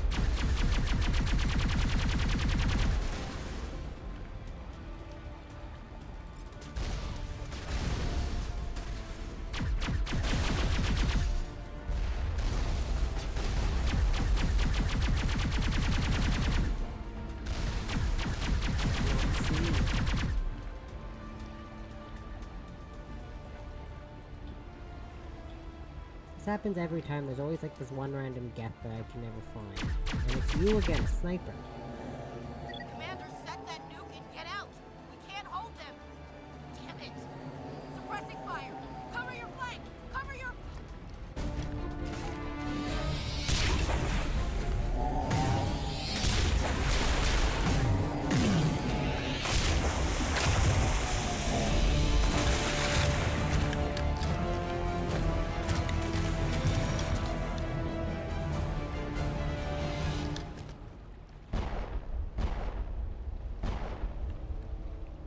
I applaud you, Shepard. My Geth were utterly convinced the Solarians were the real threat. An impressive diversion. Of course, it was all for nothing. I can't let you disrupt what I've accomplished here. You can't possibly understand what's really at stake. Why are you doing this? You've seen the vision from the beacons, Shepard. You of all people should understand what the Reapers are capable of. They cannot be stopped. Do not mire yourself in pointless revolt. Do not sacrifice everything for the sake of petty freedoms. The Protheans tried to fight, and they were utterly destroyed. Trillions dead. But what if they had bowed before the invaders? Would the Protheans still exist? Is submission not preferable to extinction? Do you really believe the Reapers will let us live? Now you see why I never came forward with this to the Council. We organics are driven by emotion instead of logic. We will fight even when we know we cannot win. But if we work with the Reapers, if we make ourselves useful, think how many lives can be spared. Once I understood this, I joined Sovereign, though I was aware of the dangers. I had hoped this facility could protect me. You're afraid Sovereign is influencing you. You're afraid he's controlling your thoughts. I've studied the effects of indoctrination. The more control Sovereign exerts, the less capable the subject becomes. That is my saving grace. Sovereign needs me to find the conduit. My mind is still my own, for now. But the transformation from ally to servant can be subtle. I will not let it happen to me. Tell me why Sovereign needs the conduit.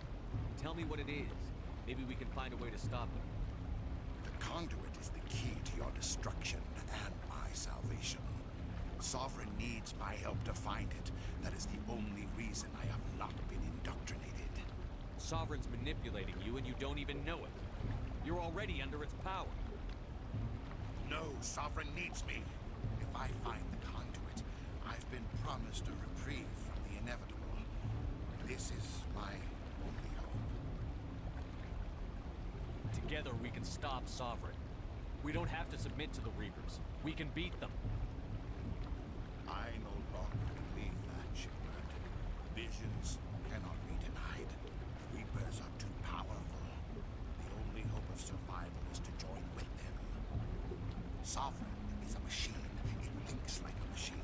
If I can prove my value, I become a resource worth maintaining. There is no other logical conclusion. You were a Spectre. You were sworn to defend the galaxy. Then you broke that vow to save yourself. I'm not doing this for myself. Don't you see? Sovereign will succeed. It is inevitable. My way is the only way any of us will survive. I'm forging an alliance between us and the Reapers, between organics and machines. And in doing so, I will save more lives than have ever existed. But you would undo my work. You would doom our entire civilization to complete annihilation. And for that, you must die.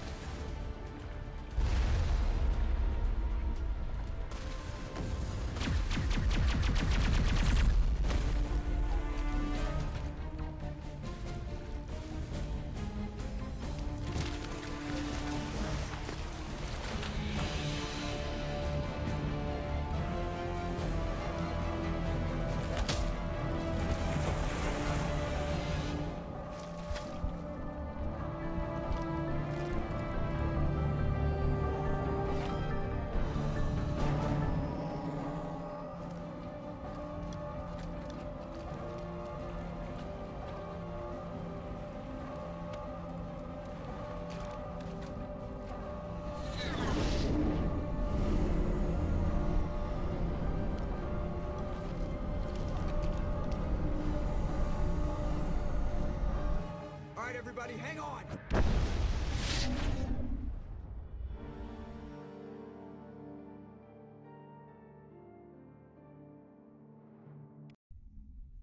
Carrying Caden like a hacky sack. Sure, why I not? can't believe that Ash didn't make it.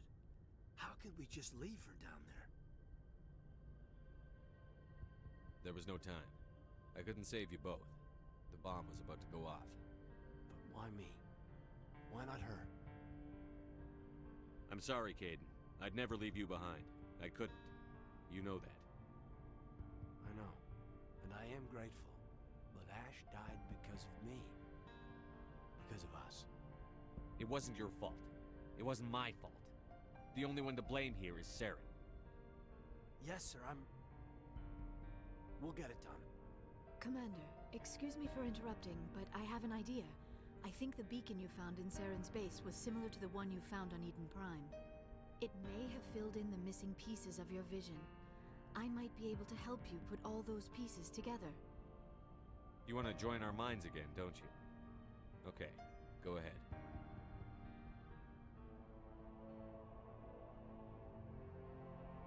Relax, Commander. Embrace eternity.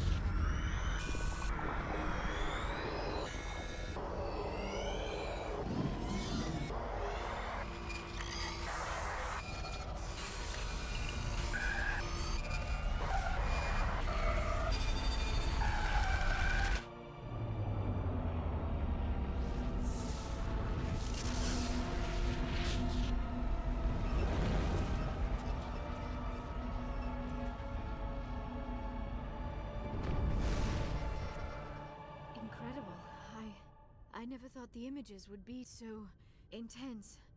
I need a moment to collect myself. Did the vision make any sense to you? It's a distress call. A message sent out across the Prothean Empire. A warning against the Reapers, but the warning came too late. What about the conduit? There were other images, locations, places I recognized from my research. Ilos! The conduit is on Ilos! That is why Saren needed to find the Mu relay. It is the only way to get to Ilos. We need to get to Ilos. Forget it. The Mu relay's inside the Terminus systems.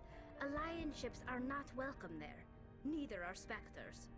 The conduit's on Ilos. That's where Saren is heading. I'll be waiting for him when he gets there. Saren will have his entire fleet orbiting Ilos. You will never make it down to the surface without reinforcements. You must alert the Council. We need a fleet to... I am sorry. The joining is exhausting. I should go to the medical bay and lie down for a moment. We're done here. Dismissed. Commander, there's a convoy nearby. I can link us in if you want to report back to the Citadel Council. You know, to warn them about Sovereign. Set the link up, Joker. They need to know. Patching it through. I hope you don't plan to cut us off like last time, Commander. What you discovered on Vermeer is too important. Saren is formidable enough without an army of Krogan serving under him. The Krogan would have served Sovereign. A Reaper.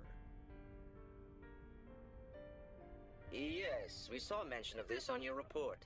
Sovereign, Ascension machine, a true artificial intelligence. This news is quite alarming, if it turns out to be accurate. Sovereign's a Reaper. Saren admitted it. He's playing you, Shepard. Saren still has contacts on the Citadel. He probably saw your earlier reports. The ones talking about your vision and the Reapers. It's highly possible Saren is using false information to throw you off balance. Our own intelligence has never turned up any corroborating information.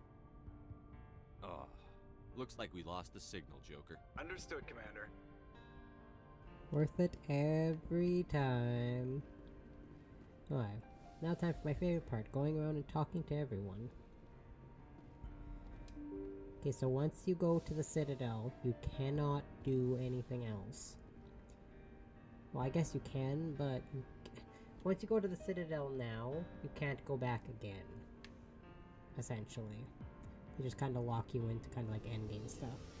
So I'm gonna wait to go to the Citadel. It's just playing this sad music. I'm just like, wow, okay. It was an honor working with you, Commander Shepard.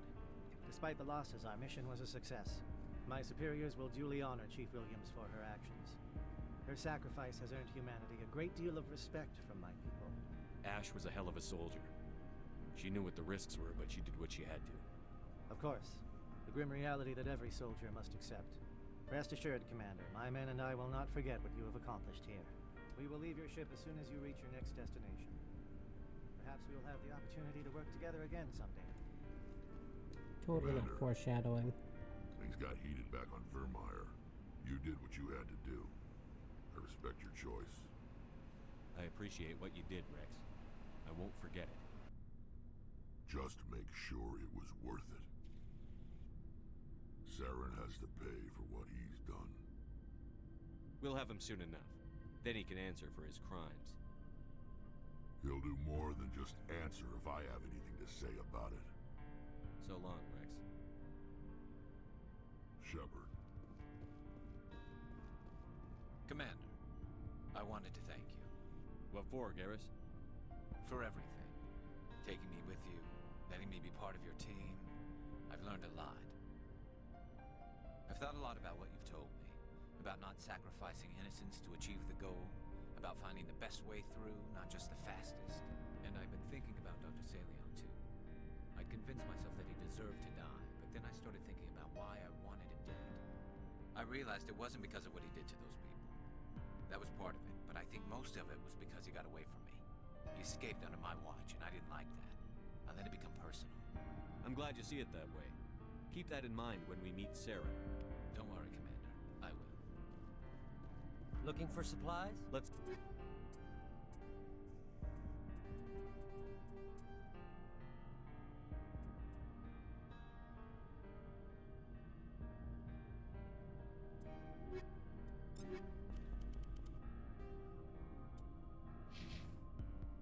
Looking for supplies? You bet, Commander.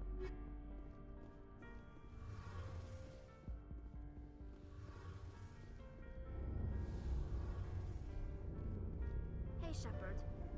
See you later. So I guess everyone but Tally wants to talk. You know, considering there was a lot of Geth there, you'd think Tally would want to talk, but nope. We'll talk to the Yara, then Caden, then do that side mission I got. Then I'll do Ilos. No, I have to go back to Citadel, then go to Ilos. And then... yeah, that kind of locks me in. Right. Citadel, Ilos, endgame.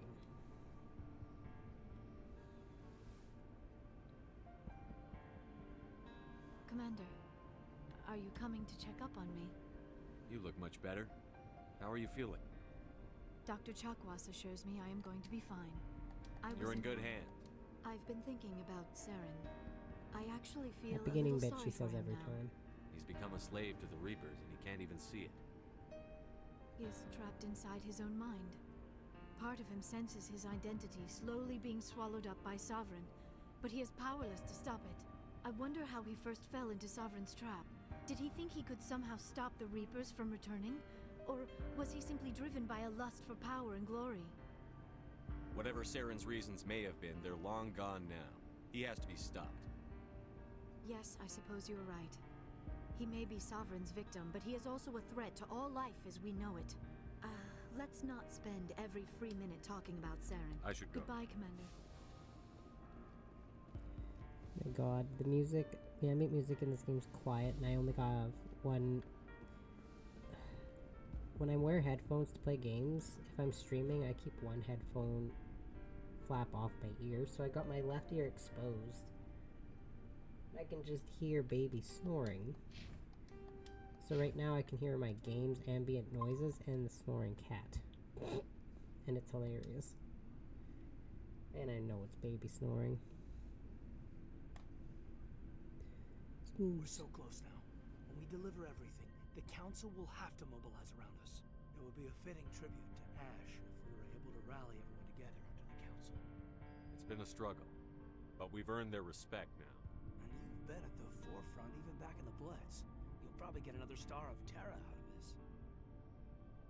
You haven't had the easiest life, but I like the man it's made you. Please, Commander, you'll make me blush.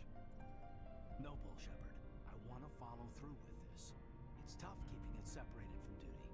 But when the mission's complete, it'll be different. That sounds nice. Careful. You'll distract me from saving the galaxy. It'll take care of itself one of these days. Or nights. Shepard, you are hard to step away from. We'll get this done, Commander. The sooner the better. I wanted to see how you're dealing with Ash's death. Dealing, sir. Sorry for anything I said back there. Adrenaline. I understand. I don't like losing people either. I've served for years, but never lost a soldier under my command. Not to hostile action, anyway. If you don't mind my asking, how did you deal with the losses on Elysium? It was my job to get everyone out safe. I failed. I vowed not to let that happen again. Same here. I'll remember her, and I'll do better for her. Yeah, I guess that's all we can do. Thanks for the advice, sir. We'll talk later, Caden. I'd like that.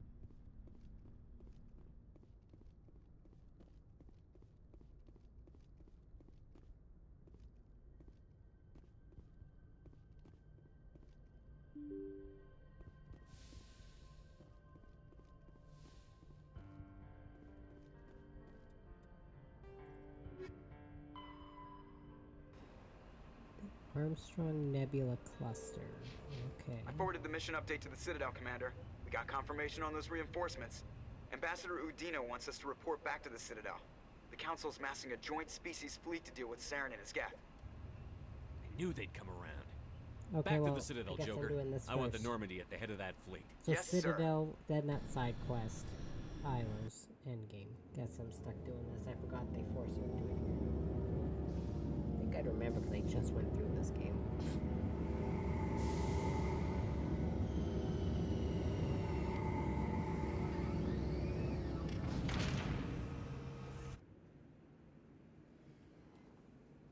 Good job, Shepard.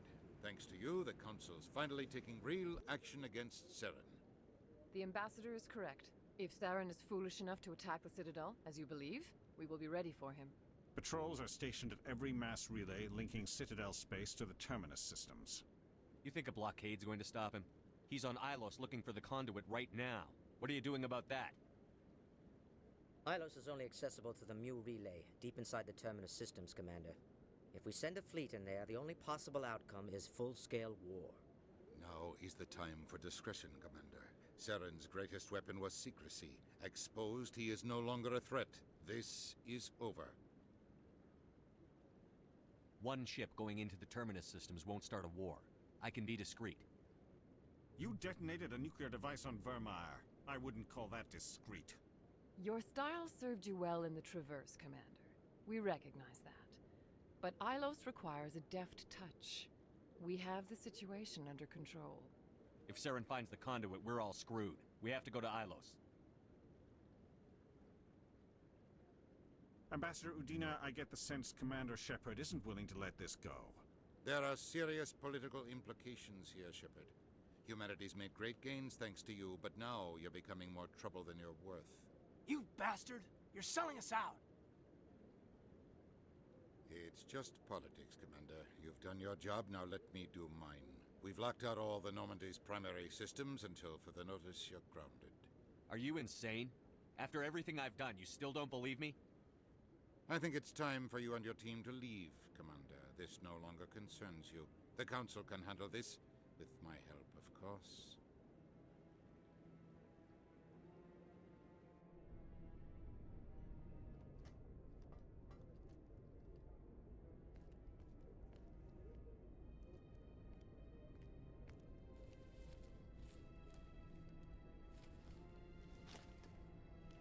Commander, are you all right? I'm sure there's a way to appeal. We're under Alliance authority, after all, not the Council.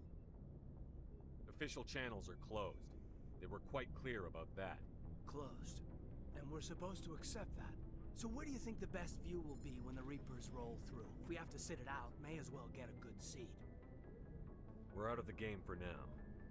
I need you to be there while I figure things out. You know you can count on me, or any of the crew, Commander. Come on, Kate. I can get a salute from anyone on this ship. Sometimes I need a shoulder. Yeah, I always leave a way out. You know that. I'm here for you, but we're in a rough spot, and the last thing I want to do is muddy things. Like it's all that clear to start with. Are we the pride of the fleet or not? Are we valued agents or just peons? Can't just pull out a good old-fashioned "it'll be all right," can you? It's that easy, huh? Okay then. Everything will be fine, Shepard. You'll figure it out. That wasn't so hard, now was it? I could get used to it. I guess we have some downtime to figure out what we are, huh?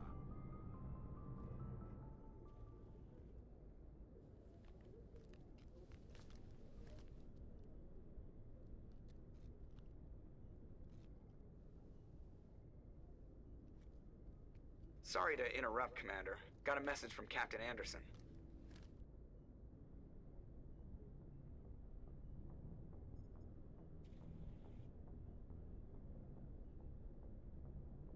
What did he want? Only said to meet him in that club in the wards. Flux. Well, I guess you better go then.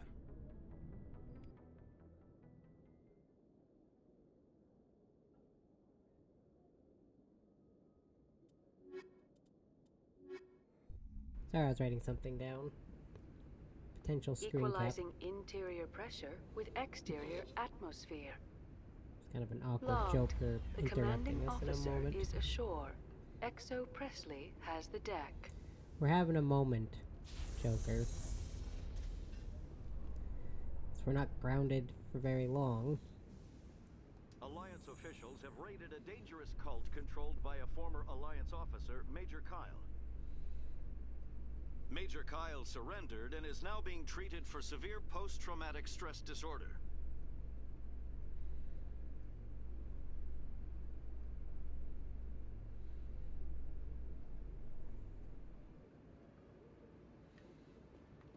Flux.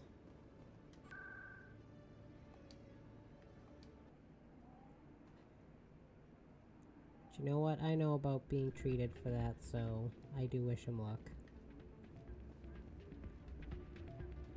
Soldier, I've got a major situation, and I need help from somebody with humanity's interests at heart. What kind of situation are we talking about? Of course, right to business. That's why humanity has the best damn fleet in the galaxy. My name is Elias Keeler. I'm an Alliance negotiator. We've got a big session coming up with the Solarians. You wouldn't believe what's riding on this. I'm fighting for humanity on this one, just like you are. I understand. It's important. So what do you need? Well, in order to do my best for humanity, I need the best resources on the market. There's a mental stimulant that increases alertness and cognitive function. It's legal, but restricted. I've purchased the monthly limit, and I need more from the medbay. What is this stimulant exactly? Oh, I don't know the medical terms, but it increases mental capacity, short-term recall, that sort of thing. It helps me stay focused, and it keeps me sharp. Nothing gets by me when I'm on it. Keeler, you've got a problem. You need to get treatment. It might look that way from the outside, but this is just a one-time slip-up. All the top negotiators are on stimulants close to the legal limit. It's the way the game is played. I don't see all the top negotiators soliciting help to go over the legal limit, Keeler. Maybe you're right. I've been trying to keep humanity strong, and maybe I've pushed myself too hard. I'll tell you what, this will be the last time I use the stimulant. After this deal is finished, I'll get treatment. No trade negotiation is worth ruining your life for. Let it go and get help. You don't understand! Humanity needs me, and I need that stimulant. Without it, I think there's unique dialogue here for Earthborn. I get so tired when I run out of the stimulant. I just need one more boost. I think. There's no shame in having a problem, but you have to get treatment. You're right. I'll go tell my assistant. I shouldn't be working like this. I'll get help. I'm just sorry. Each background is actually, I think, you start out with higher base Paragon with one, Renegade for another, and then I think you're evenly split for the other one. It's interesting. I like how they did that. So, like, what is this, like, colonist, war hero, I think is the best way. You start out with the most Paragon, I think. And Earthborn Ruthless is the highest for Renegade. It's out of my hands. I'm glad you came, Shepard. I heard that. If you want to talk, we can talk. But I need to They pulled me off the mission. Just like when they forced you to give up the Normandy. I know, I'm sorry. I wanted to warn you, but there was no way to get a message to you before you docked. Well, dang. I know you're pissed off right now, but you can't give up. They all think this is over, but we both know it's not. You have to go to Ilas. You have to stop Saren from using the conduit. There's only one ship that can get me into the Terminus systems undetected, and she's grounded. Citadel controls locked out all the Normandy's systems, but if we override the Ambassador's orders, we can get them to bring the Normandy back online. You can be in the Terminus systems before anyone even knows you're gone. If we steal the Normandy, you're the one left holding the bag. And if Saren finds the conduit, life as we know it is over. The Reapers will destroy us. Humans, Asari, everybody. You're the only one who can stop him, Shepard. So I'll do whatever it takes to get you on the Normandy and off this station. Stealing the Normandy is mutiny. What if the crew won't help me? The Normandy's your ship now, Commander. Her crew will follow you to the ends of the galaxy. We both know that. I won't forget this, Captain. I promise. I can unlock the Normandy from one of the consoles in the Citadel Control Center. You'll have a few minutes before anyone realizes what happened. That's a restricted area patrolled by armed guards. How are you going to get in? Leave that to me. Just make sure you're in the Normandy when the systems come back online. You're gonna get yourself killed. There has to be another way. Ambassador Udina issued the lockdown order. If I can hack into the computer in his office, maybe I can override it. He's not gonna let you waltz into his office and use his computer. Hopefully he won't be there. If he is, I'll just have to think of something. Udina won't let this slide, Captain. You'll be charged with treason, a capital offense. We don't have a lot of options.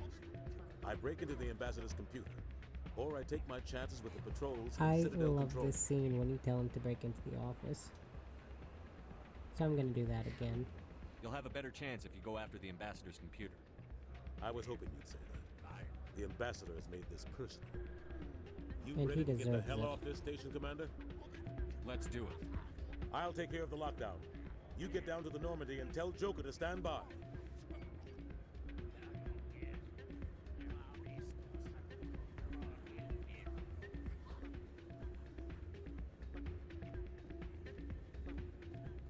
Yeah, since we're essentially committing mutiny, we can't come back to the Citadel after this.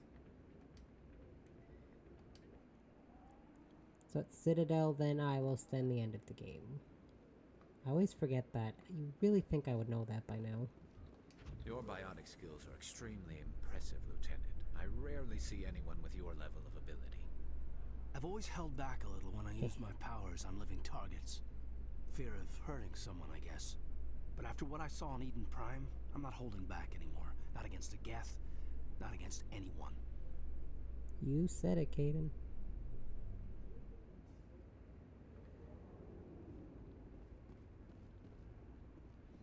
You said it.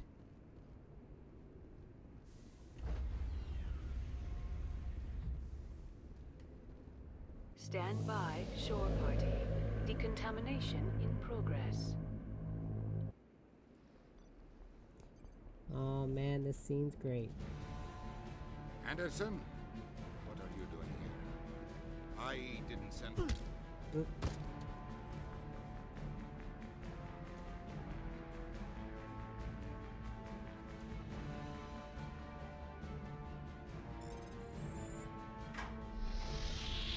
Get us out of here, Joker. Now!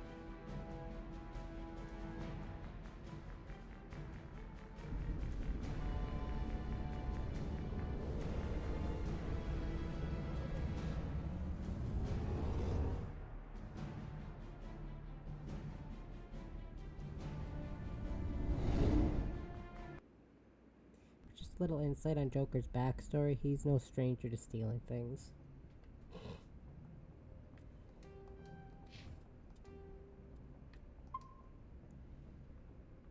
Okay, so anyways, we gotta do files from encrypted Geth terminal that large force in the Armstrong cluster. Armstrong Nebula cluster. Okay. Armstrong Nebula cluster.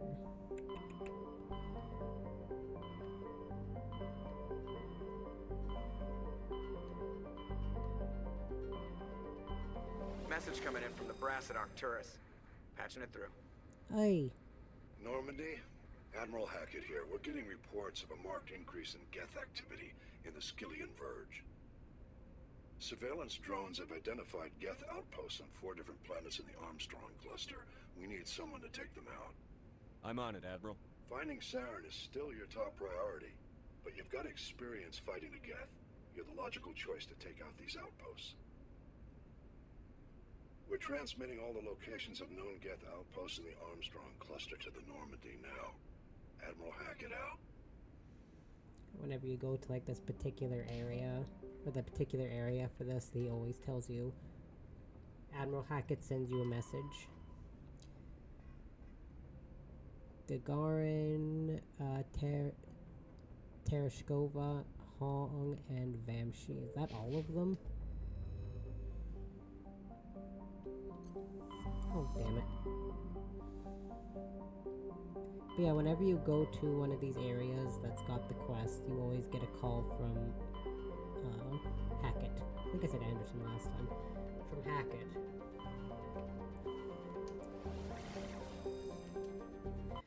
About you needing to do something in this cluster or that cluster.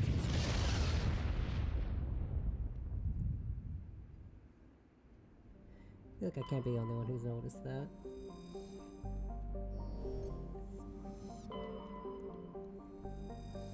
Ooh, Casbin is a classic pre-garden terrestrial world with conditions similar to those on Earth millions of years ago. Ooh, so dinosaurs. Its hot, humid atmosphere is mainly composed of nitrogen and carbon dioxide, a fun combination. An increasing amount on the surface is covered by simple lichen, whatever, and algae. Should no unexpected calamity occur, these tiny plants will change the atmosphere to an Earth-like nitrogen-oxygen mix over the next few millennia. Due to its potential for future habitability and sapient life, Casbin has been designated a sanctuary world by the Citadel Council. Landing is prohibited by law, and any disturbance of the fragile young ecosystem will result in harsh fines and imprisonment. At present, the planet is passing through the debris trail on a long-period comet. Hope so. The surface temperature's real high. Ooh, way too high for me.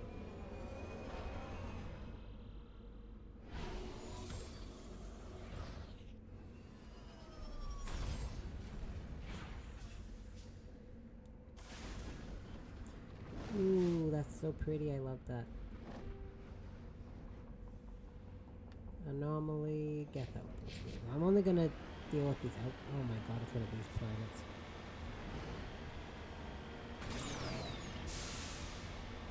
So, fuck the council. I don't care. So I'm gonna go against what they want me to do.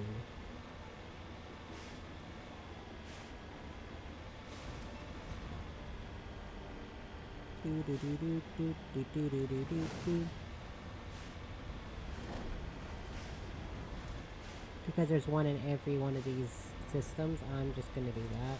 Just go to each of these areas. And do...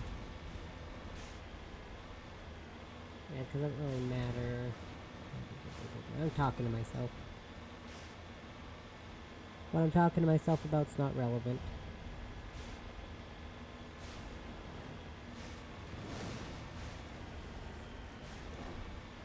The Geth outpost is around here somewhere, I think.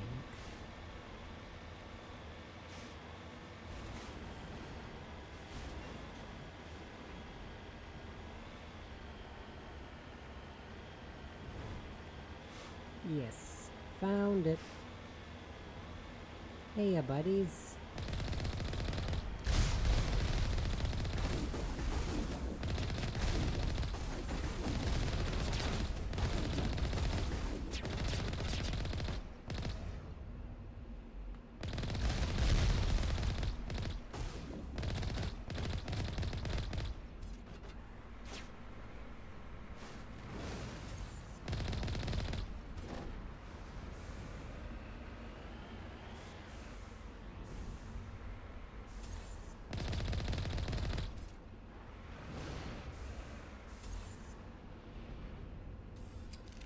Oh.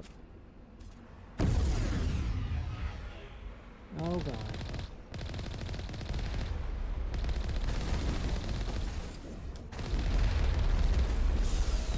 Okay, so I just have to shoot the geth. I don't know if I have to kill the geth or actually shoot at the ship.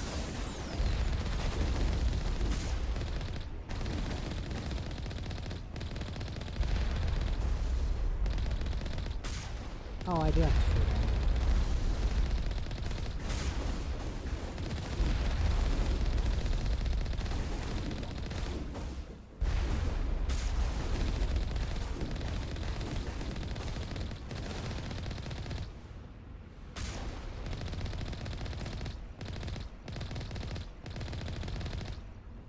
One down, 3 to go. There it goes.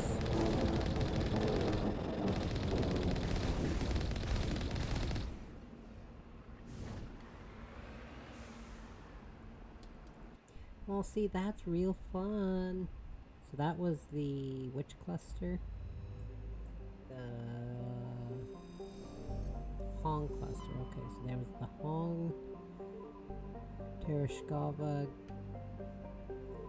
Gagarin, that was it. Tereshkova, sorry.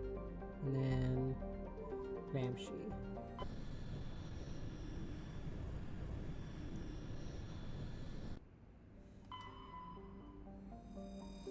Maji orbits the Vamshi binary giant stars. Vamshi A is a blue star spectral class A4111, which burns at half again the temperature of Sol. Vamshi B is an aging red giant of class M5111, over 220 times the size of Sol. Yikes. Maji has a thin atmosphere of methane and carbon monoxide. Ooh, wonderful combo. The difference in temperature between the hemisphere facing the suns and that facing the deep space causes constant wind, stirring the silica and sodium dust of the surface. Oh, I'm used to wind, alright. Unsavory characters from the Terminus systems occasionally use Maji for forms of cruel sport, dumping slaves, hostages, quarreling shipmates, or even, when bored, vicious animals on the surface. One must kill the other before they will be rescued from the lethal radiation of the giant stars. They sound like wonderful people. Minus 121 Celsius. Yikes.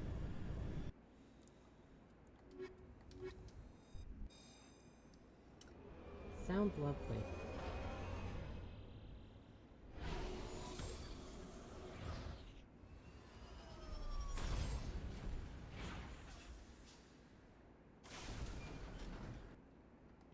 So what are we looking at here? We got anomaly, debris, Geth outpost. You know what?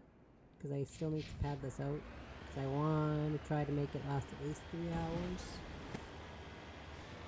I don't know. I can picture the cutscenes, all of them in my head, but I don't know exactly how long each of them are, so... Not gonna lie, that is beautiful though. Like, look at that. I would love to look up and see that. No. All I looked up and saw today was the sun blinding me. And then having my dog bark at me when he gets back because he thinks I'm a stranger in his yard. Yeah, my mom brought him to the backyard, and because I was already sitting there, I didn't, like, come out of the house and join them when they got home. I was already sitting outside. So the second he walked in, he just starts barking and barking and barking. And again, because my lenses are tinted, they were black, so he couldn't even see my eyes properly. I walked up to him and he started jumping on me and barking. But then he sniffed me and realized, hey, I know you. And then he immediately started licking me. You know what, normally I do not like when he barks at me because it's his aggression. So once he realized it was me and he stopped barking, I'm not even mad at him for it. I actually think it's kind of funny. Dog honestly thought I was a stranger in his yard. What even is this?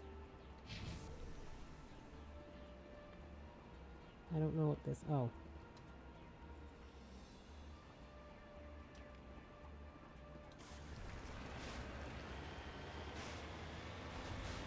And yeah, because of how... We took him to the vet Well, for one, apparently the people we got him from did not deworm him, even though they had him. They kept him permanently tethered outside. So that's probably why he's reactive. But anyways, they told us that he was caught up on everything. However,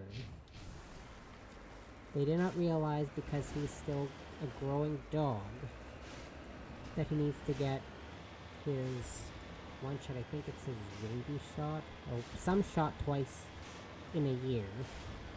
And then after that, it's every year, like just once a year. They never got him dewormed either. So we got deworming pills for him, which we give to him once every 3 months. So we'll give him one tomorrow, and then we'll give him one in 3 months, and another one in 3 months. Essentially, the months where I changed my cat's water filter. Because my cat's filter... Oh, not my cat's water filter, sorry. My fucking furnace filter. My cat's water filter is once a month. Oh my god. Because my cats drink out of a special fountain that needs its filter changed every month. But I bought 2 boxes of filters that have 2 filters each, so the cats have 4 filters. Or had 4, I used one already. And I gotta change this filter on Tuesday, the 19th. But anyways, yeah, and they managed to trim his back claws, but they couldn't get to his front ones. So now we have to check and see if these sedatives will work on him. If they don't, they'll have to prescribe us different sedatives. But we're supposed to try it out a couple times, not in a row, of course. Just to see if he, you know, if it works. Because sometimes the sedatives don't work on their animals. They didn't muzzle him or anything, I guess. But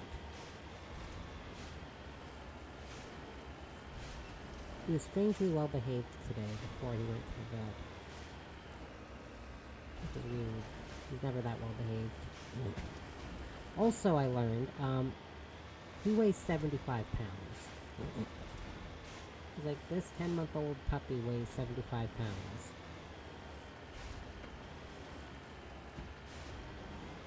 Yeah. Heavy ass dog. Like, well, it took me forever to reach 75 pounds. I was a big baby, but like so big, my mom actually had to cut the elastics off of my little, like, we got these little pants with like the elastic bands in the legs, and my mom had to cut those out because they were actually cutting off circulation in my legs. Like, yeah, I was a fat baby. I really was.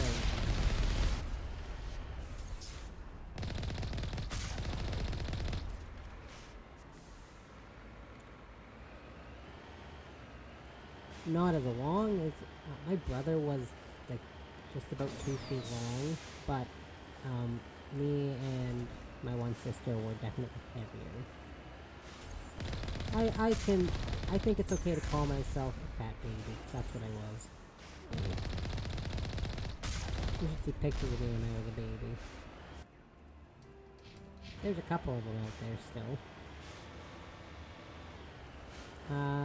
I know where 3 of the pictures of me when I was little. At least 3 pictures of me before I was a year old. With the good old digital cameras from the 90s.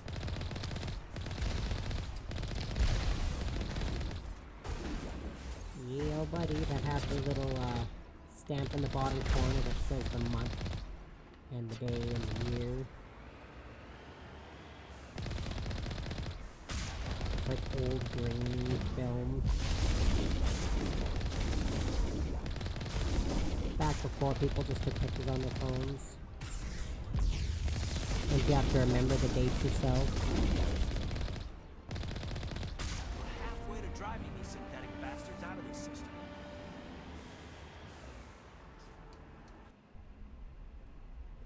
Like, you know what? Yeah.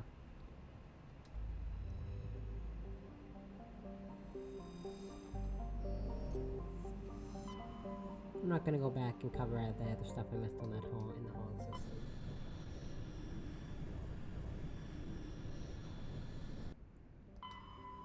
Antibar. Antibar is a cold terrestrial world with an atmosphere of methane and argon. Its frozen surface is mainly composed of iron with deposits of magnesium. The world has been noted as a possible target for long-term terraforming. If the atmosphere could be increased to the thickness of Earth's, the global average temperature would rise by 10 degrees Celsius. Antibar's combination of low temperatures, high-speed surface winds, and low visibility so make it dangerous to explore on foot. Minus 34 Celsius, that's nothing.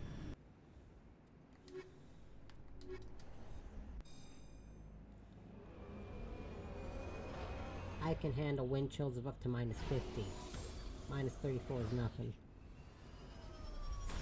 Sometimes it gets so cold that I actually can barely breathe. Or that point where you go outside and it's so unbelievably cold that within like 5 seconds your nose hairs freeze or your beard hair freezes. I remember that one time where my brother sent a picture and the hairs on his beard, because you know the moisture from when you breathe. So that little bit of facial hair underneath his lip was like ice. Like, you know what, that seems a bit weird. Oh god, no! Not one of you.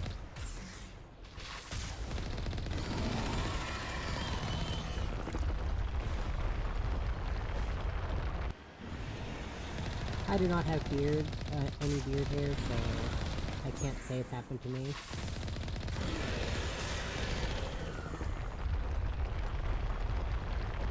In fact, I cannot really grow a beard.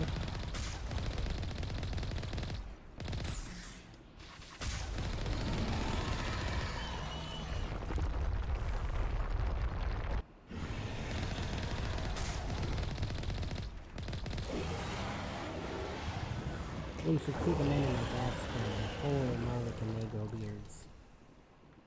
Including my dad. My dad went too long without shaving, which when he got sick he didn't shave a lot. He looked like a caveman because of how much hair and how thick it was.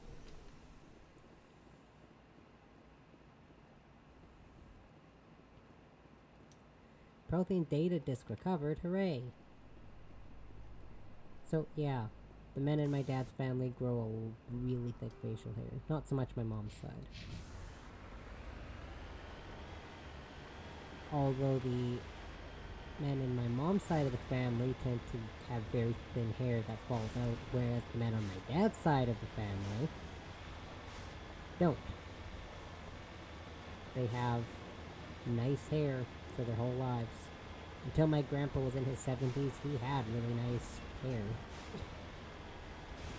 From what I can tell in pictures, because when I was born, my grandpa was already in his 70s. But when you look at old pictures of him in his 60s, even in his 60s, his hair was not. He still had a lot of hair. But, he was 72 when I was born, so my one set of grandparents on my dad's side were 72 and 66 when I was born, and on my mom's side they would have been, my grandpa would have been 55, and my grandma would have been 53 when I was born, back in 1994. No use in lying about my age. I gain nothing from lying about my age. Except I can say I've been playing this game or that game for the whole time, since its release. I think I've been playing Pokemon since it came out. Turn this way. Yeah, I think it's this way. I don't know. My systems are jammed, so I can't actually see. Oh. Have a specialized water fountain with filters to help baby circulate water better in his system because he's got kidney issues. And yet he drinks out of the dog's bowl of water, which is just a regular ass bowl of water. Because he still eats things, so we don't want to buy him the fancy fountain with filters until he learns not to chew on everything. So now he just has a big metal bowl. But to be fair, the water it does is filtered, so it's just not constant.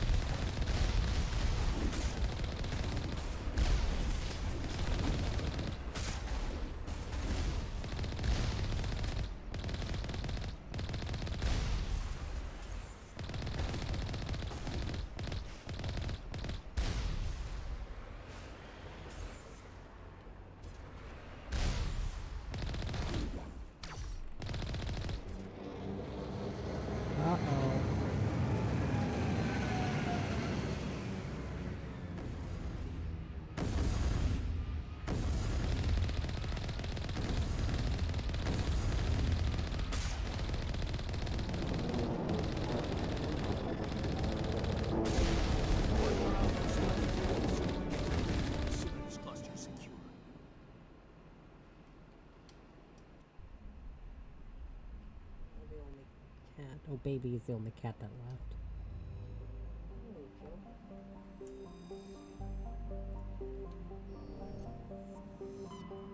I'll be right back. I have to go to the washroom.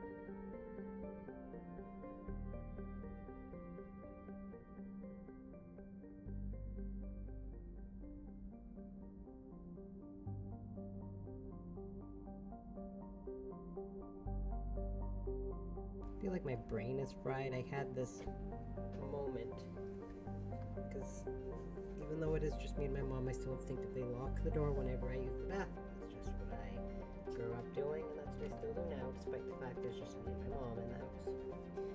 So I have the door locked, as usual, but my heat-addled and sleep-deprived brain was like, I'll just turn the doorknob, open the door, and just walk right out, forgetting I had the door locked. So I turned it and I went to pull, but it was locked, so I walked into my door. It's like, well, I'm having a moment. Well, I didn't technically turn the knob. I tried turning it, but I instinctively just turned and then went to pull, and I was like, oh. I'm having a moment. When I said my brain's not mentally able to function today, I wasn't kidding. Rayangree lives in a small barren terrestrial world. While it possesses a reasonably temperate climate and a number of useful resources, no mining corporation is willing to risk investment. A rogue planetoid, dubbed VOTS by the initial Solarian surveyor team, entered the system approximately 10,000 years ago, and it was trapped in a decaying orbit around Rayangree. It is nearing the end of its slow spiral inwards. Earthquakes and cyclonic windstorms are increasingly common in Rayangree.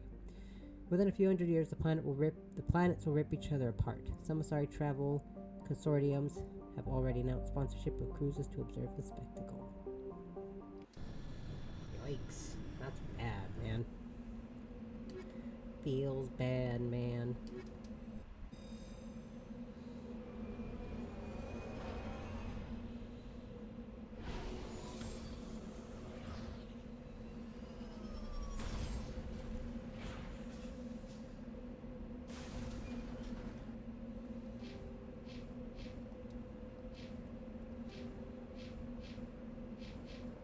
Did I level up? Oh, I did. I was like, why is it not going away? That's why. I'm an idiot. Overrun research outpost and anomaly. Why does this have to be in the middle, dang it?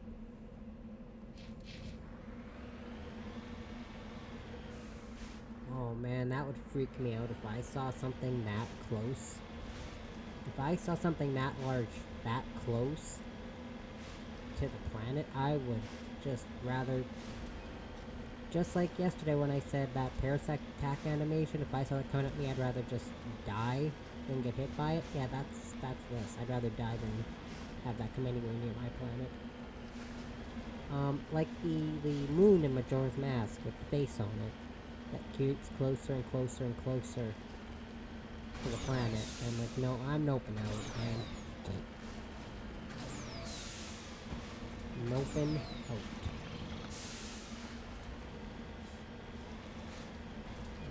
This is too much, man. And that game came out when I was... Goodness gracious. How old was I when Majora's Mask came out? And I played it on the original N64 when it first came out. We didn't own it, we rented it. It took us forever to actually own a physical copy for the N64. 2000. But yeah, I remember we first got that game, or we first played that game back when it first came out. But again, We never owned it. However, we rented it a bunch, and then once we got older, like by older I mean the year my sister's cat passed away. I mentioned this before, where my sister like did a spending spree and bought a bunch of N64 games. One of them included, she bought Pokemon Stadium 1, Pokemon Stadium 2, Donkey Kong 64, some Rugrats board game, like I've explained that one before, I look it up. An N64 game where you play on some different boards and there's different activities in each one. I think there's one called like Blood Harvest or something. It's some weird like futuristic one where you have to kill like big ancient or big bugs or whatever. Mortal Kombat Collection, Star Fox 64, Ocarina of Time, which we do have on every console Ocarina of Time's come out on. We own it on all the consoles. Majora's Mask, that's 9. She bought 9 games that I can remember. Yeah, we have Ocarina of Time on every console it's come out on. We still have the original N64 copy, it's just with my sister and her husband, because we gave it to them.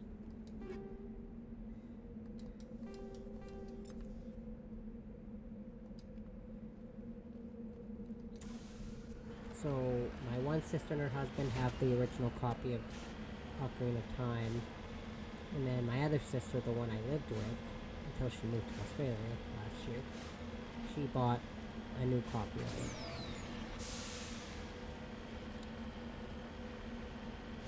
That's a childhood gem. I am not anywhere remotely special for saying it's one of the games that defined my childhood. Because a lot of kids that grew up in the 80s and 90s can say that. Because that game came out, I think my brother was 10. Or at least we got it when my brother was 10. Because we got the Nintendo 64 in 98, I think, like 1998. And the first games I think we got with it were... I do believe Banjo-Kazooie and Ocarina of Time. And then we wound up getting a bunch of other games for it, like the Blood Harvest game and all that. All the games I mentioned that my sister ordered were all games we owned growing up, but we lost them, right? Because we moved a lot when we were younger. Like, we never stayed in one house for more than a year. We stayed in the same city, mind you, but we just moved from house to house to house to house because my mom rented. Until the house my dad moved into, that he eventually moved out of because he got cancer. Until that house, we lived in one house a year for the time I was about 4 years old until I was about 10. We moved once a year, so I moved at least 6 or 7 times in my life before then. And then if we count the apartments at 6, 7, 8, 9, 10. I've moved 10 times in my life. I've moved a lot. This is the only time I moved to a different place that's not that city. Oh no, I technically moved to Medicine Hat a couple times. That was my once a year we moved to different houses. But then my mom was like, hey, my kids are miserable here, so she moved us back. You know, she moved there because it's like breath of fresh air, you know, get away from the norm, get away from all that. And when she asked all of her kids, because she had 4, we were all miserable. So she's like, you know what, my kids' comfort is more paramount than mine, so she moved us back. That was before I started school, though. I was like 4 when we lived there, so that was so long ago, it barely even matters. And we lived in a trailer, and it was fun because my mom had the trailer had a window in the kitchen that was just one of those ones. It had a screen on it, but you would there's like flaps, right? So it's like You push open the flaps and you can see out the window, essentially. And we called it our drive-through window, and we had a trampoline right in front of that window, so sometimes we would play a game of we would jump up and say an order from somewhere and then land back on the trampoline. So the person behind the window would say, "Take the order." We were very easily entertained as children. We didn't have fancy things like all these high-tech consoles, computers, cell phones, and that's how we entertained ourselves. It's like one of my favorite toys growing up was a fake vacuum cleaner that when you pushed it, there was balls inside of it that would make the noise of a vacuum cleaner without actually vacuuming. Like a little push-around vacuum cleaner, and I loved that toy as a kid. I pretend to vacuum the lawn all the time.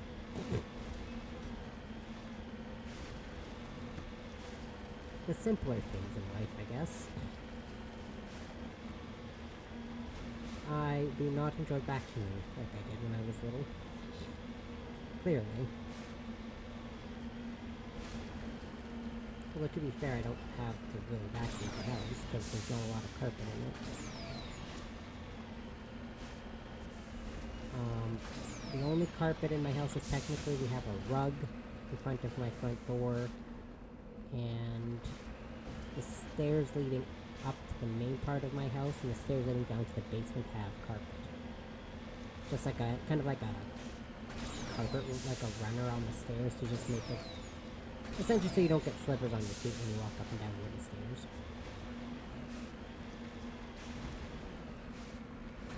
The rest of my house is laminate flooring. Except for the bathrooms, obviously. Because if there was laminate flooring in the bathrooms, and the second we stepped out of the shower, we would slip and break our backs. Oh god. Help! Help! Oh god! Help! Okay, we're good. Yeah, the upstairs and downstairs have different colors of laminate flooring. My basement and my laundry room, which is on the main floor, have dark brown laminate flooring, and my living room, dining room, kitchen, it's all one stretch of the floor, so it's open concept. And then the hallway with my mom's bedroom and my sister's old bedroom all have the same light brown laminate flooring.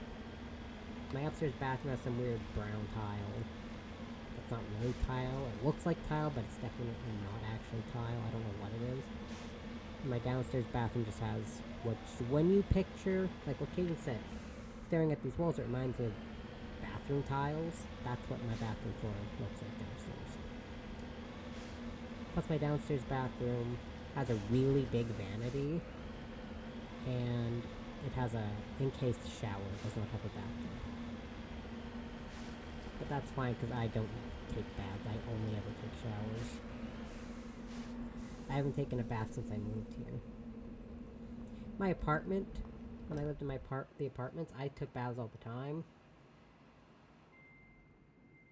But now I don't take baths ever. Or just a matter of I know it won't happen, but I always have this fear that my bathtub's gonna fall through my floor if I fill it with too much water. Which it won't, I just have that irrational fear. I could justify it in my apartment because I lived on the ground floor. So if it fell through, I would just fall into the ground. Not into someone else's apartment. Hello, Rachel.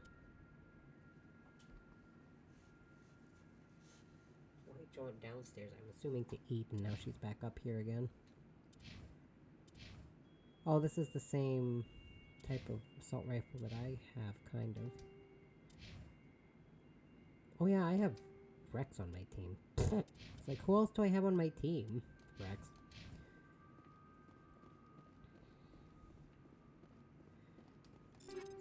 Shotgun, sniper rifle.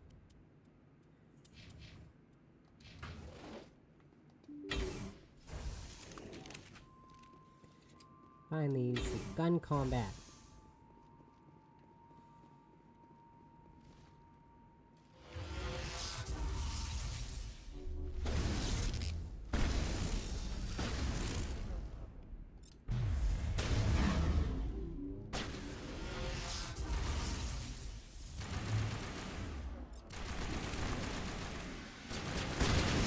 Come on, get back here.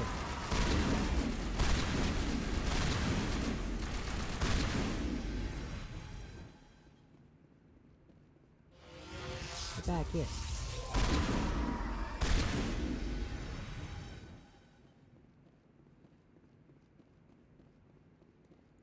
It came back. Looky, it came back. I really am just trying to get a build-up of these skills. Like how much I use them.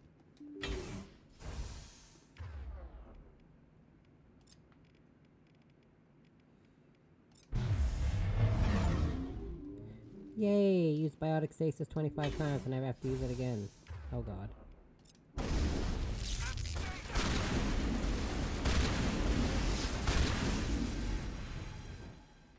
I don't like stasis because I can't hit things.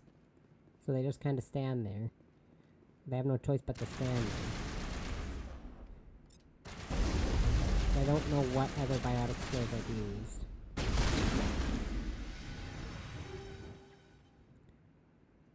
Shotgun, medium armor, and omni tool.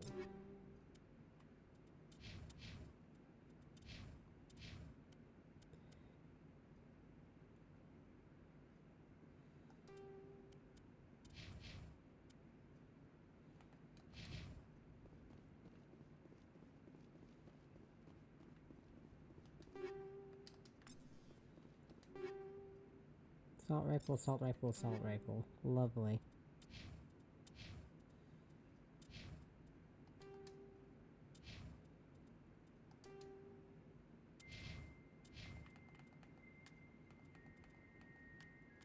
Okay, get rid of those. Okay, well there's more enemies in the main part now. I thought I got rid of all of them, but I think they just spawned in there. Okay.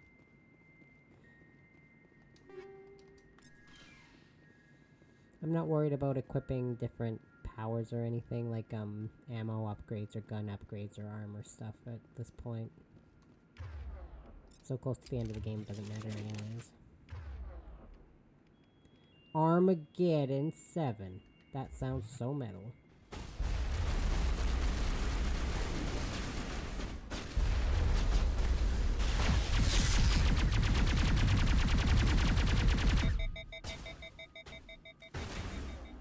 Nice hiding spot, doofus.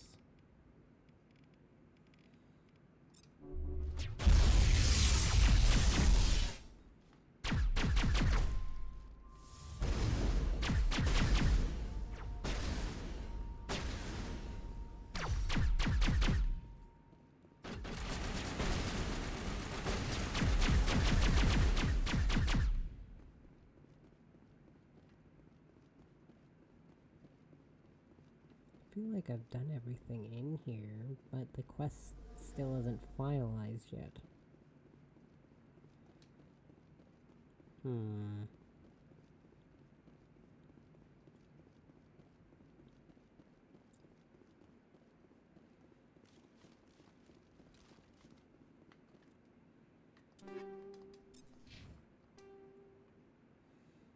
It's telling me I need to leave again, I think.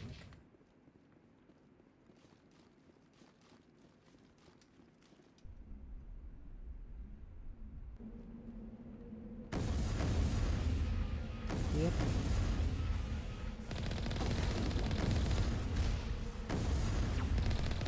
Don't worry, I got you. You can't fool me.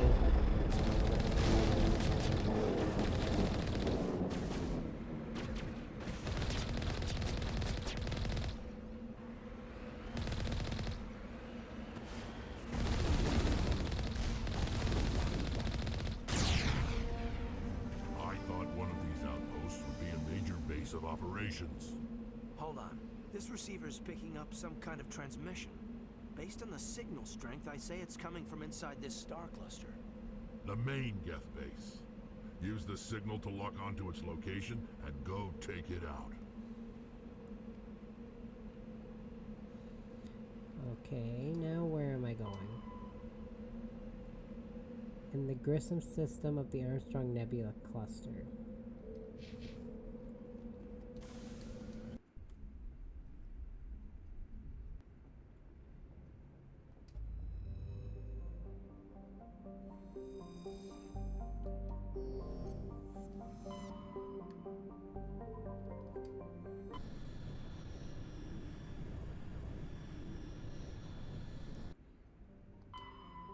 Benda. Look at that temperature. 3,151 degrees Celsius. Oh yeah. Friends, I saw a funny post and someone was like, it's funny how people set their ovens to 350 Fahrenheit. For 40 minutes they can cook through a chicken. It's so much easier if they just turned their ovens to 14,000 degrees Fahrenheit. And the guy's response was, I'm sorry, I don't have access to my own personal sun. Which makes sense. Solcrum is the largest moon of the gas giant Natanban. It has a trace atmosphere of krypton and xenon. The crust is composed of various metals with deposits of sodium. As with every body in the solar system, the surface is scorching hot and thoroughly irradiated by the blue giant gristle. Surface excursions without proper protective gear are certain to prove fatal. On approach to Natanban, Normandy's passive sensor array intercepted a fragmentary coded transmission from the surface of Solcrum. Attempts to decrypt the message were fruitless. It does not appear to be in any software coding language used by Citadel races.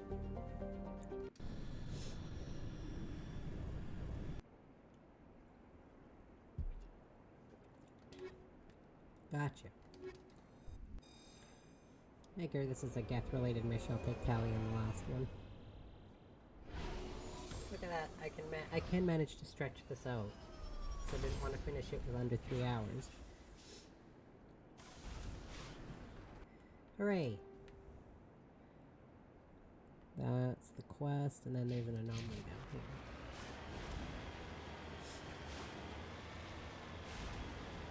I'm trying to remember all the systems I owned growing up too. We owned a Sega. I don't remember what Sega, but we had one.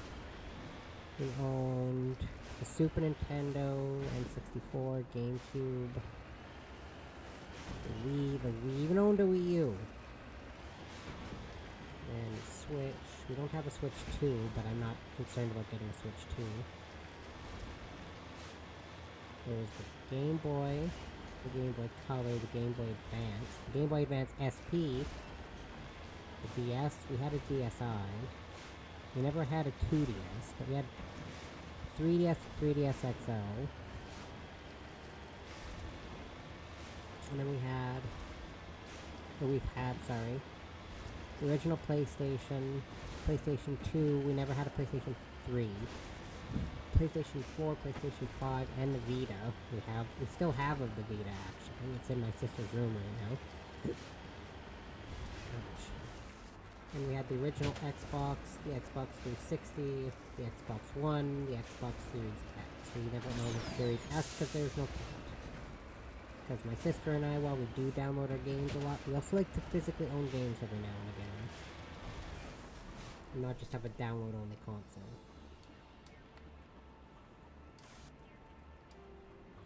Also, I have a coworker who said he got an Xbox Series S because, it's more affordable than the Series X. And he said he doesn't like it on the basis that he can't play any of his backwards compatible 360 games. Because he gave his 360, I think he said, to one of his cousins. And he's not going to be like, yo, get back the 360 I gave to you. Right? So, well, I can't play any of my 360 games. I was like, oh man, I can play most of my 360 games are backwards compatible ones. Then there's the Walking Dead Survival Instinct that's not, and that is extremely distressing to me. And that is such a bad game, but I really wanted to play it. I remember playing it a bunch when it came out, and I'm very easily pleased. I actually loved that game. Oh shit. I didn't mean to do this. Y'all see why I don't like this?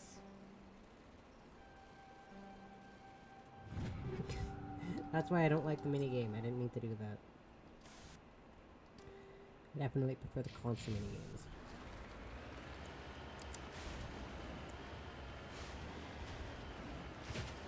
But the consoles we played the most as kids The consoles we played the most, I guess, in general. Definitely the N64 and the GameCube for Nintendo systems. Same with the 3DS. The Switch, the Wii U, not as much. Super Nintendo and all that. And then we played a lot of the original Xbox and the 360. We played a lot of Xbox. I'll just say that. And again, for PlayStation, we didn't have a PlayStation 3. We didn't own a lot of games for our PlayStation 1. Like, we had one, but we didn't have a lot of games for it.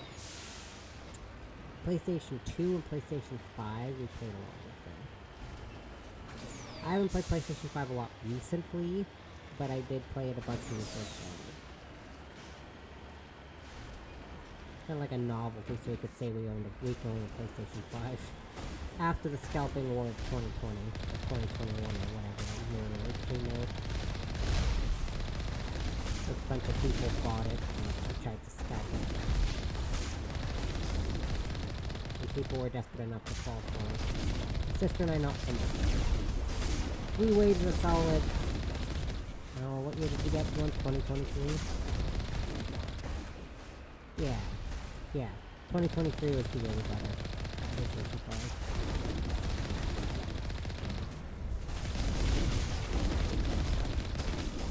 And my sister was at work when we got it. So cause she sent me the money and she said sent me with her debit card, sorry, and she's like, go buy it. So I did, but I said on the stipulation of, if I buy it, we are getting Final Fantasy 16, because we always buy a console and buy a game that goes with it. And she said, fine, we'll use her money to buy Final Fantasy 16 and Baldur's Gate 2. And those are the first two games we had.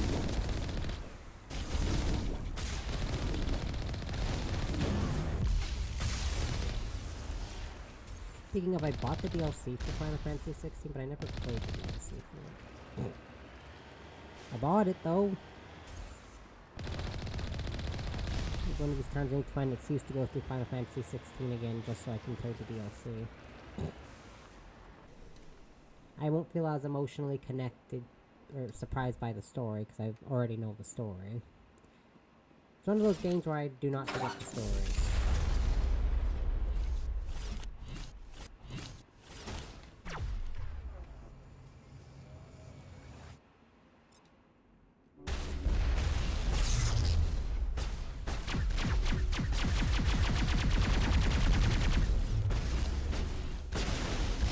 Oh god.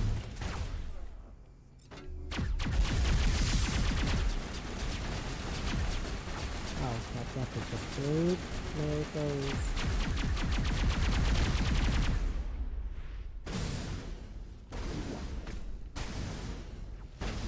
Where's... Oh, that little bastard. As the last Geth ball, sir, you hear music from across the room. On the monitor, a Quarian stands before a hushed crowd, warbling a mournful a cappella of worlds and innocence lost. The recorded song is dispatched to the Geth worlds behind the Perseus Veil. The transmitter shuts down. Interesting. Well, time to continue the story.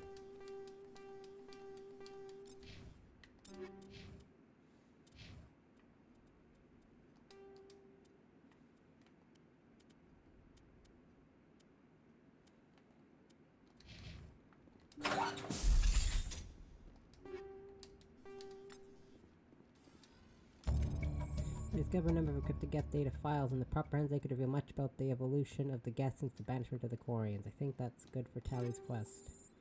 Pistol, armor.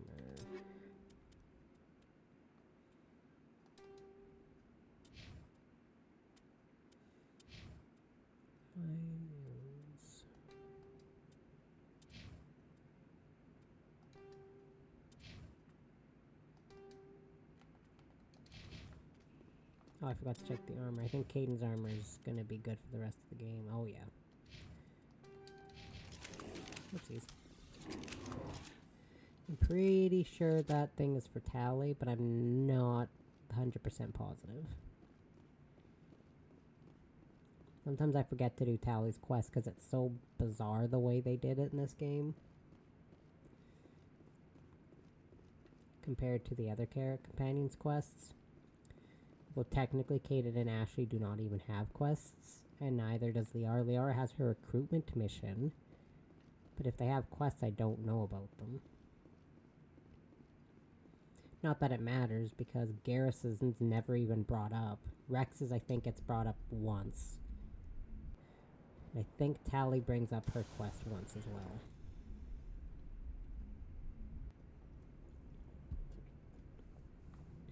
But I'm not 100% sure.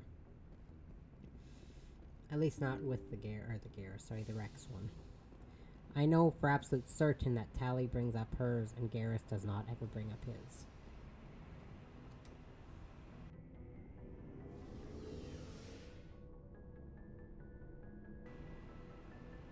But again, I don't know. I'm not as well versed in Mass Effect stuff as my Looking sister. for supplies? But I actually have more hours played on the PC than my sister does now. My sister never did beat the third one on the PC yet. We're fugitives on the run. Now you have something to say. I wonder what the council would do to us if we got caught. The Normandy's the best ship in the fleet.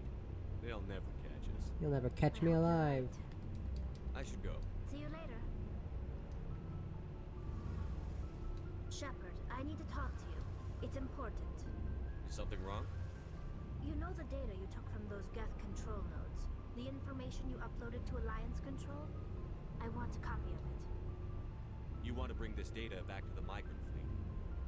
Those files have information that could be vital to our efforts to understand the Geth. It could be the key to helping us reclaim our homeworld. It'll take years to decipher and analyze the data. Maybe even decades, but it's worth the time. This information will give us new insight into how the Geth have changed and evolved over the past centuries. Go ahead. Make a copy. My people, I owe you a great debt. One I can never repay.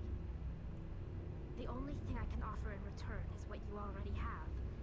My solemn promise to stay with you until Saturn and his Geth armies are defeated. I never wanted anything more. Thank you, Shepard. Yeah, and I was reading, there's a community patch for... Well, there's one for every Mass Effect game, the Legendary Edition. But one of the patch notes for Mass Effect 2, I think, was that the male Quarian... Because you don't see any Quarian but Tally in this game, but you see a bunch in 2 and 3. But one of the patch notes was that it makes it so male Quarians blink. Which, of course, I never really noticed, right? Because it's such a small thing. But apparently male Quarians do not have a blinking animation. And I'm not really sure why. They just decided to say, hey, I guess male Quarians don't need to blink. I don't know why. Message from Admiral Hackett, Commander. I found that patch Patching it note through. funny. We just received your report. Looks like this Geth incursion was bigger than we thought. They were probably preparing for a major offensive in the system. We're increasing patrols in the Armstrong cluster to make sure they can't establish another foothold in the region. Nice job, Shepard. You saved a lot of human lives on this mission. Hack it out. Naturally. But now I gotta resave it. Thanks, Hackett.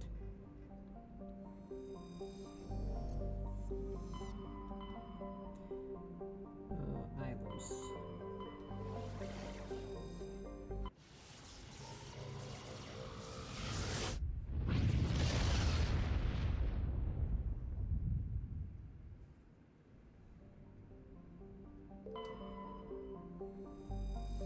In the golden age of the Protheans, Ilos was a verdant world dotted with the spires and arches of magnificent cities.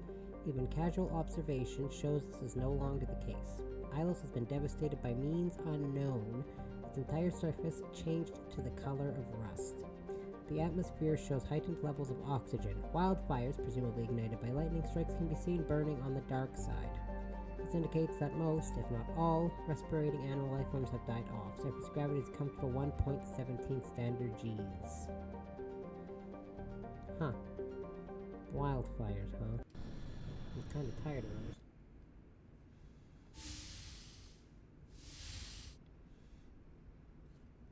Commander? You probably shouldn't call me that. I probably shouldn't even be wearing this uniform. Yeah, hell of a thing. We broke our oath to defend the Alliance, so we can keep it. What happens if this doesn't work out, Shepard? We mutinied, stole a prototype warship. If they wanted to get technical, they could throw in kidnapping. We're a hell of an example of humanity's best and brightest, huh? I keep reminding myself we're doing the right thing. I don't believe me yet. Well, if I didn't think you were doing the right thing, I wouldn't be here. It'll really hit the fan when we get to Hylos. If things don't go well, I want you to know, well, I've enjoyed serving under you. Caden, you stopped being a subordinate a long time ago. Don't you think it's time to act like it? Battlefield flirting is one thing, Shepard. There are regs against fraternization. Huh, I suppose breach of protocol will be pretty far on the list of charges at our courts-martial. You know what? You're right. About everything. I think about losing you, and I can't stand it. And the galaxy will just keep going. Everything, even the Reapers, will come around again. But you and I, we are important right now. And this is what will never happen again. Us. Shepard, you make me feel human. Bunk here tonight, Caden. With me. Is that an order, Commander? Caden, you make me feel I could take on the universe. And right now, I kind of have to. This can't change anything, Shepard. This is a good crew, the finest I've served with. I don't want to mess it up.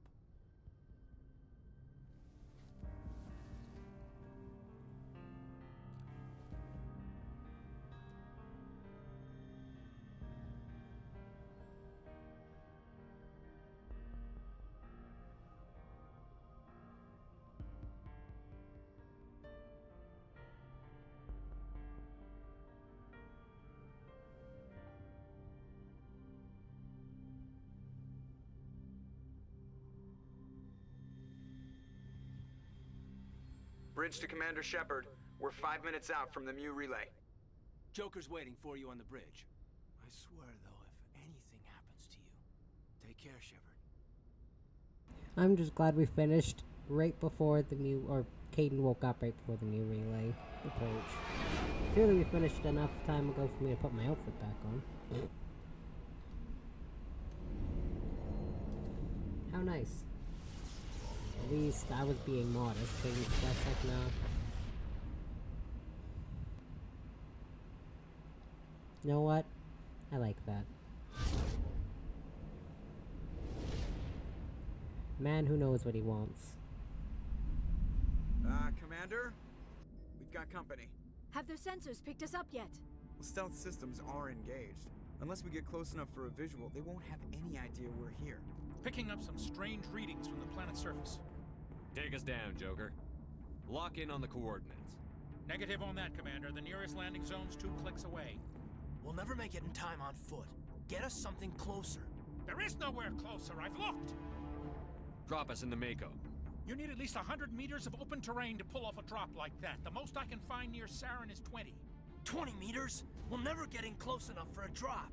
We have to try. Find another landing zone. There is no other landing zone! The descent angle's too steep. It's our only option. It's not an option. It's a suicide run. We don't... I can do it. Joker? I can do it. Gear up and head down to the Mako. Joker, drop us right on top of that bastard.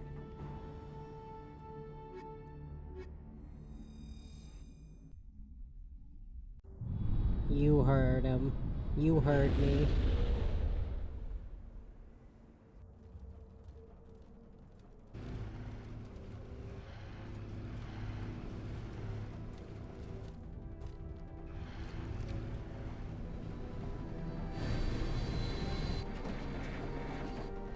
You two, keep moving inside now.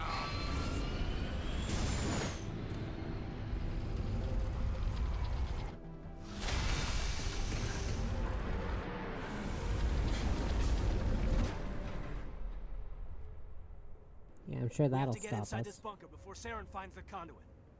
There's no way we're getting past that door with brute force. Saren found a way to open it. There must be some kind of security override somewhere in this complex. We'll have to find some way to get it up and running again. Got you covered.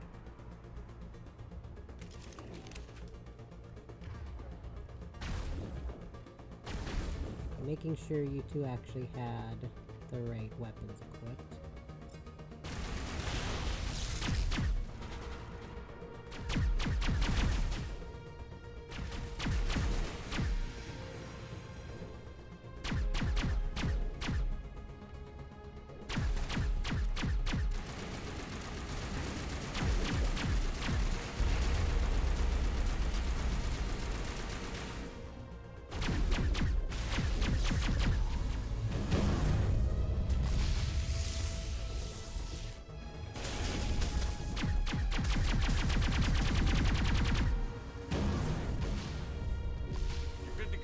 Oopsies.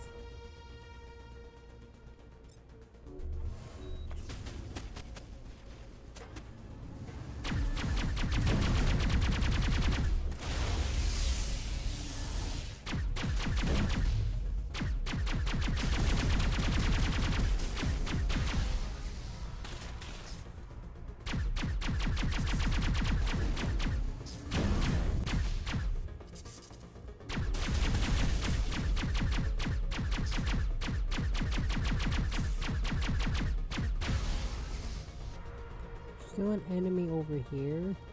Where? No, there isn't one over here. What are you doing, game? Why are you telling me there's one there? Or is there? What the... What in the... Well, Caden just used an ability, so I assumed, but that might... See, like, it keeps popping up and then disappearing again.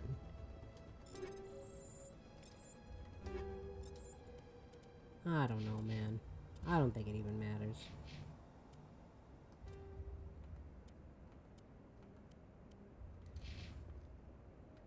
You know what? No, it doesn't even matter. I'm not gonna keep trying to find where that stupid enemy is.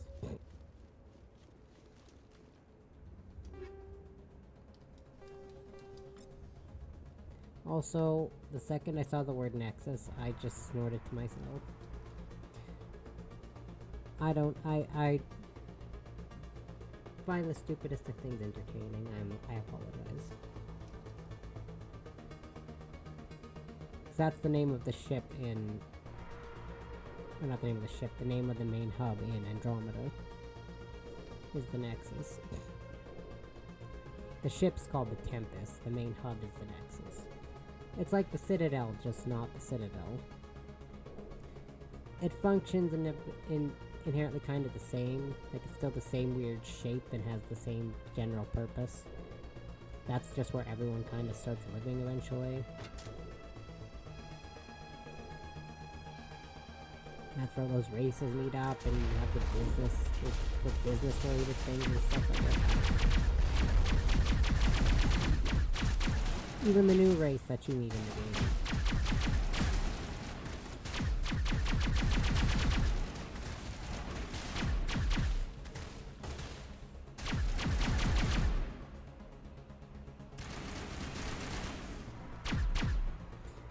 Because you technically get a new race in every game, because if you count the first game, technically. And then in it's all of them, like the Turian, Krogan, and Asari. Meanwhile, in the second one, you get a Drell and...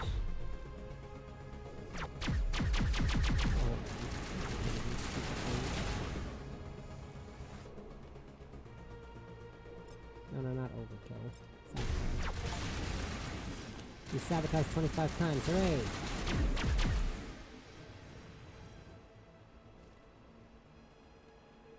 Back you bastard. But anyways, in the second one you have a Drell and a Geth. And then in the third one, spoiler alert, you get a... I'm not gonna say. People who haven't actually played it.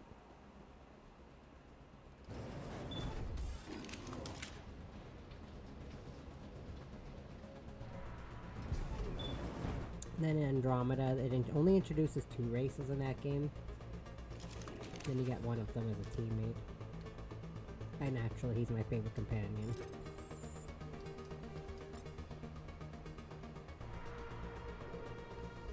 I want down. Let me down. Let me down. Dang it, I want down. How rude.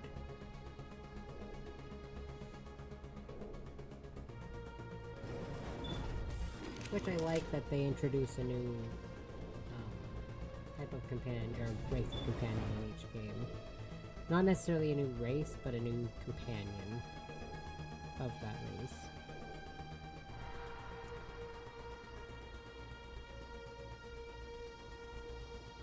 Dome, dome, dome, dome.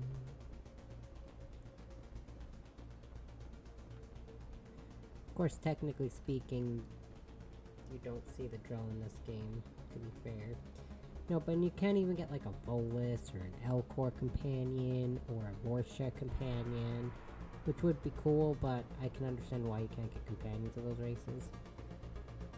Hanar even. But unfortunately, no, you can't get those races as teammates. As much as I would like that. As much as a lot of people would like that, I'm sure. Batarians. Well, technically, yeah, you also have a Solarian companion, too. How could I forget Morden?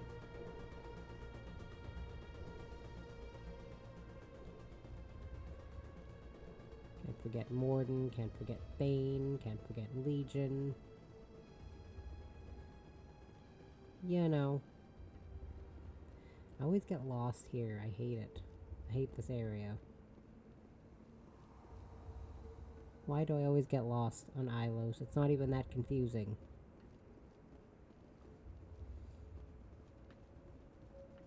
It's like... 'cause I'm dumb.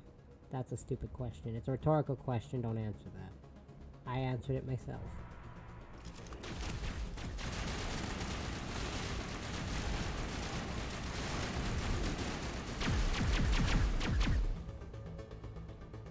Yeah, here we go. I think this is where you're supposed to go.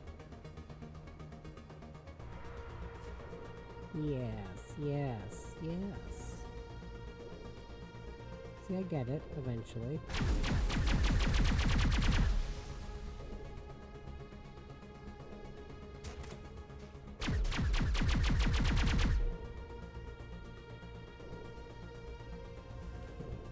Good, good. Armature control, hard decryption. That takes care of that, so I don't have to fight those things. They fight for me, I think.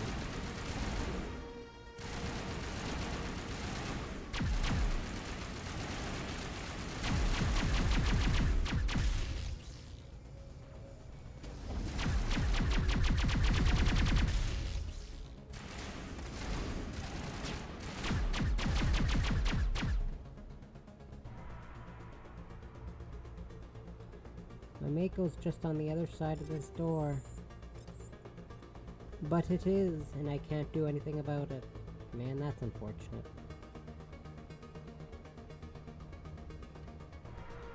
Boom.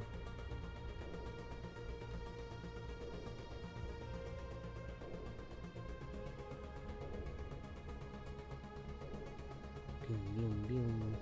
Why can't I walk through there? Come on, that's, I can fit through that, right?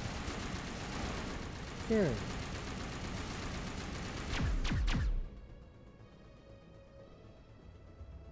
Okay, that's where I came from, I think.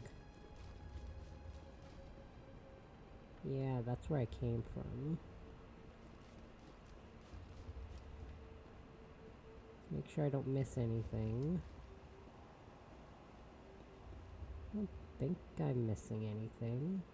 Yeah, I'm pretty sure I came from up there. At least I thought I came from up there. Did I come from this way? Okay, no, I came from that way. So this is the right way, I think. Oh my goodness. Sorry, I was checking something and I ran into that. Okay.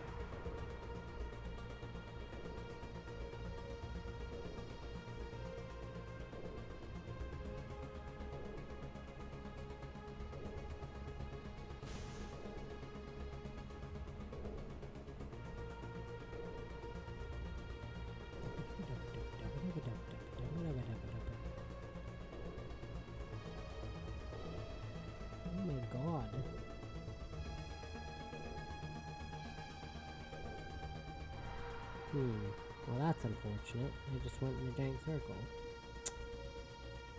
So, I'm fairly certain where I need to go is down here. I just gotta remember where exactly down here it is. Man, I should have known I was gonna get lost in Ilos. I always do.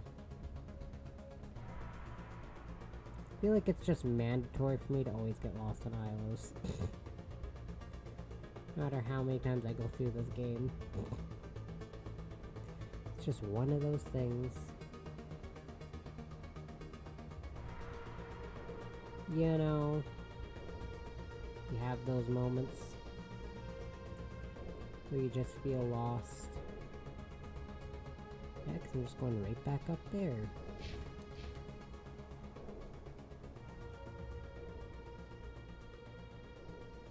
Yeah, 'cause this just brings me right back up here again.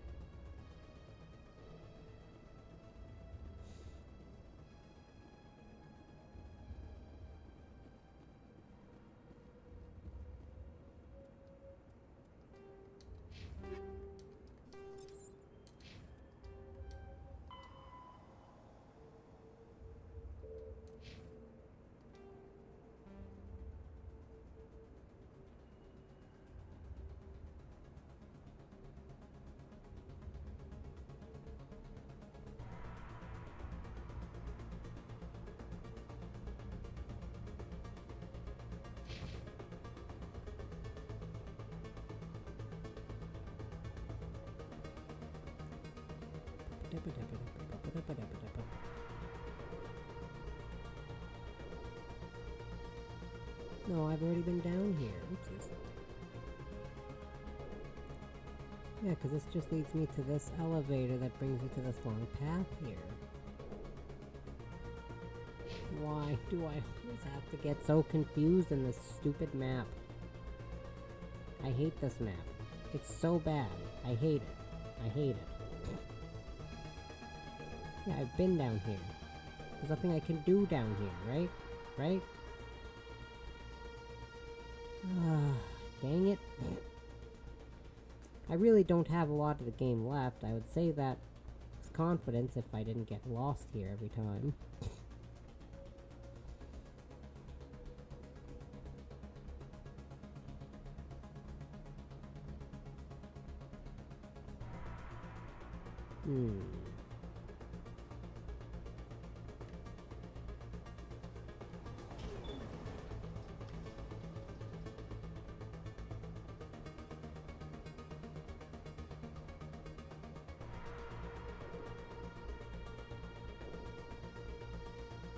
I'm just right back here.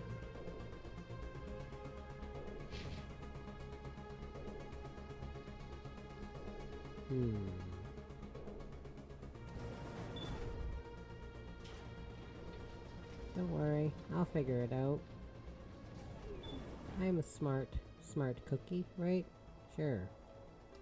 I'll give myself that boost of confidence I need and call myself smart when I know I'm not.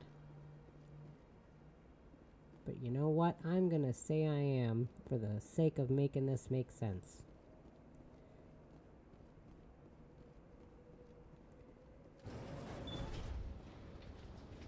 Sorry, Garrus, your armor was in the way.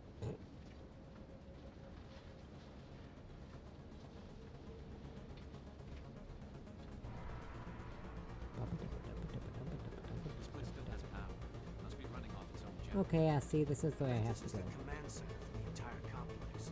Saren's troops must have sealed the doors from here after we went inside. We'll have to figure out how to disengage the security if we ever want to get inside that bunker. So you know what? No, I am an idiot. The way I thought I had gone over here, but I missed this elevator. Completely missed the elevator.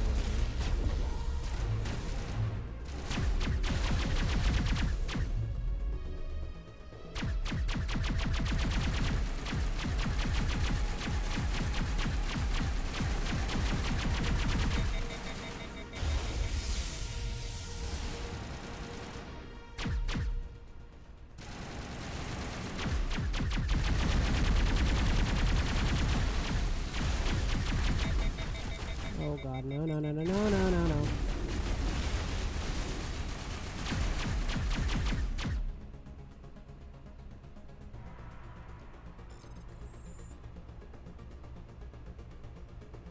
So much for doing this. I could have used these things, but that's my own fault. I feel like that's almost mandatory on a higher difficulty.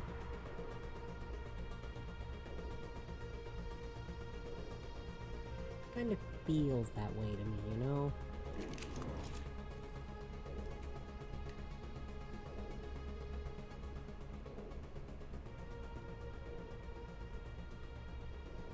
Can I, like, use that, or... Nope, okay. Okay, well then we'll try this way, and use this instead. I think there's... yeah, see, there's a way up here.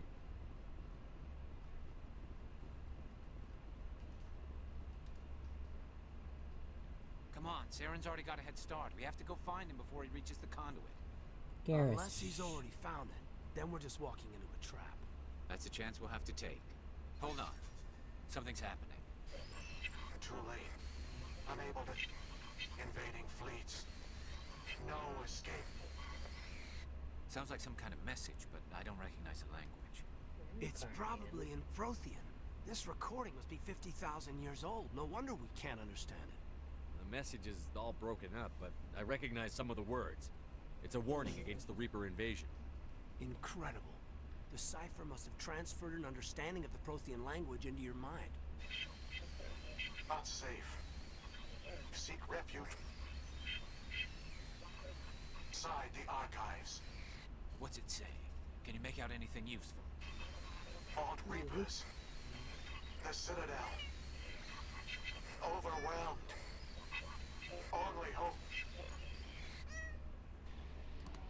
Oh, see, you made a cameo on stream, Karian. The conduit. All is lost. It said something about the conduit, but it's too degraded to help. We should go. Cannot be stopped. Yeah. Lucarian, that was her meowing. I'm pretty sure my microphone would have picked up that meowing because she was like right in front of it. You just gotta make a statement, don't you? You just gotta do it. Cats, am I right? Gotta be the center of attention. Now she's just sitting on my leg. Oh god, no, I didn't need to do this. Oh no. No, I don't want to do this. No. I don't want to do this at all. Yeah, see, that's why I don't like those. Because one of the little, essentially easy way to get it done, if it's on the side, I don't know what angle I'm supposed to move my analog stick, because I tried to move up and it was just sliding up further, not going towards the center bit.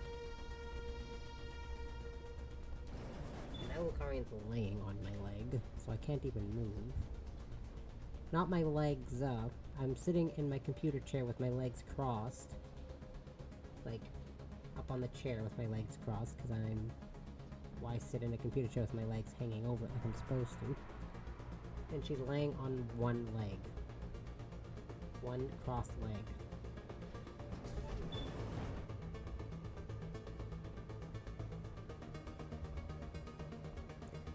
I just like to sit in funny positions. It's called the gay poses. If you sit in a chair funny, you sit in chairs, you sit in couches in certain ways, it's just how things work. Good idea. Firepower will come in handy. When you're not straight, you can't sit in the chair or on a couch normally. It's just how things work. Okay, just walk in I front of thought us Saren now. would have set some kind of trap or ambush for us. They must have been in too much of a hurry. Well, we just haven't run into it yet. Vroom, vroom, vroom, vroom. Now she's sitting on my router box. I don't know why she likes to sit on that router box. Thankfully, she's only like 10 pounds, so she won't do anything with it. That thing's screwed into the wall pretty tight. What are all those things on the wall? Some kind of containers? They look like stasis pods. The Protheans probably try to keep themselves alive through cryogenic freezing. Something must have gone wrong, though. This bunker became their tomb. The pods are dead. So is anyone inside. All of them? There must be hundreds of those pods. What was Saren expecting to find here? There's nothing left but corpses.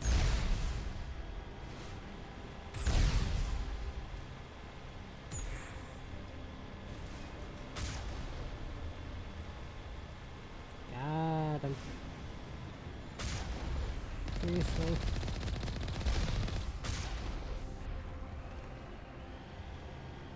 Could have sworn I got both of them with that rocket, but no, I did not.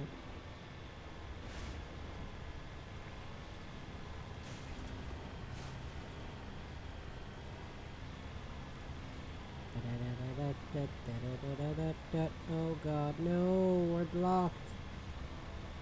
What's happening? It's a trap. Sarah must have set an ambush. I don't think Saren's behind this. Uh-oh. Good thing this is open up now. Look. Look at that.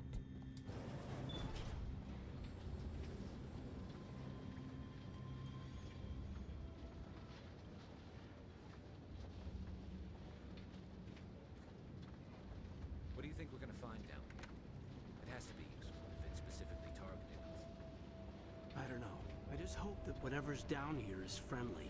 We've got enough enemies at the moment. I don't know, I think we could always use more, right? You are not Prothean, but you are not machine either.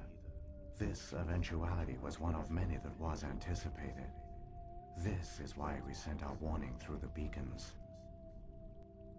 Looks like some kind of VI program. Pretty badly damaged. I do not sense the taint of indoctrination upon any of you. Unlike the other that passed recently, perhaps there is still hope. Wait a minute, how come I can understand you? Why aren't you speaking the Prothean language? I have been monitoring your communications since you arrived at this facility. I have translated my output into a format you will comprehend. My name is Vigil. You are safe here for the moment, but that is likely to change. Soon, nowhere will be safe. Are you some kind of artificial intelligence program? I am an advanced non-organic analysis system, with personality imprints from Kesad Aishan, Chief Overseer of the Ilos Research Facility. Why did you bring me here? You must break a cycle that has continued for millions of years. But to stop it, you must understand, or you will make the same mistakes we did. The Citadel is the heart of your civilization and the seat of government, as it was with us, and as it has been with every civilization that came before us. But the Citadel is a trap. The station is actually an enormous mass relay, one that links to dark space, the empty void beyond the galaxy's horizon. When the Citadel relay is activated, the Reapers will pour through, and all you know will be destroyed. How do the Reapers survive out in dark space? We have only theories. The researchers here came to believe the Reapers enter prolonged states of inactivity to conserve energy. This allows them to survive the thousands and thousands of years it takes for organic civilization to rebuild itself. But in this state, they are vulnerable. By retreating beyond the edges of the galaxy, they ensure no one will accidentally discover them. They keep their existence hidden until the Citadel relay is activated. If he turns on the relay, the Reapers can wipe out the Council and the Citadel fleet in one fell swoop. That was our fate. Our leaders were dead before we even realized we were under attack. The Reapers seized control of the Citadel, and through it, the mass relays. Communication and transportation across our empire were crippled. Each star system was isolated, cut off from the others. Easy prey for the Reaper fleets. Over the next decades, the Reapers systematically obliterated our people. World by world, system by system, they methodically wiped us out. Some of you must have managed to survive. Through the Citadel, the Reapers had access to all our records, maps, census data. Information is power, and they knew everything about us. Their fleets advanced across every settled region of the galaxy. Some worlds were utterly destroyed. Others were conquered, their populations enslaved. These indoctrinated servants became sleeper agents under Reaper control. Taken in as refugees by other Protheans, they betrayed them to the machines. Within a few centuries, the Reapers had killed or enslaved every Prothean in the galaxy. They were relentless, brutal, and absolutely thorough. I don't understand. Where did the Reapers go after they conquered your people? Our worlds were stripped bare, harvested by the indoctrinated slaves. Everything of value, all resources, all technology was taken. Certain that all advanced organic life had been extinguished, the Reapers retreated back through the Citadel relay into dark space, sealing it behind them. All evidence of the Reaper invasion had been wiped away. Only their indoctrinated slaves were left behind, abandoned. Mindless husks, no longer capable of independent thought, the indoctrinated soon starved or died of exposure. The genocide of the Protheans was complete. You said you brought me here for a reason. Tell me what I need to do. The conduit is the key. Before the Reapers attacked, we Protheans were on the cusp of unlocking the mysteries behind mass relay technology. Ilos was a top-secret facility. Here, researchers worked to create a small-scale version of a mass relay, one that linked directly to the Citadel, the hub of the relay network. The conduit's not a weapon. It's a back door onto the Citadel. What happened next? We severed all communication with the outside, and our facility went dark. The personnel retreated underground into these archives. To conserve resources, everyone was put into cryogenic stasis.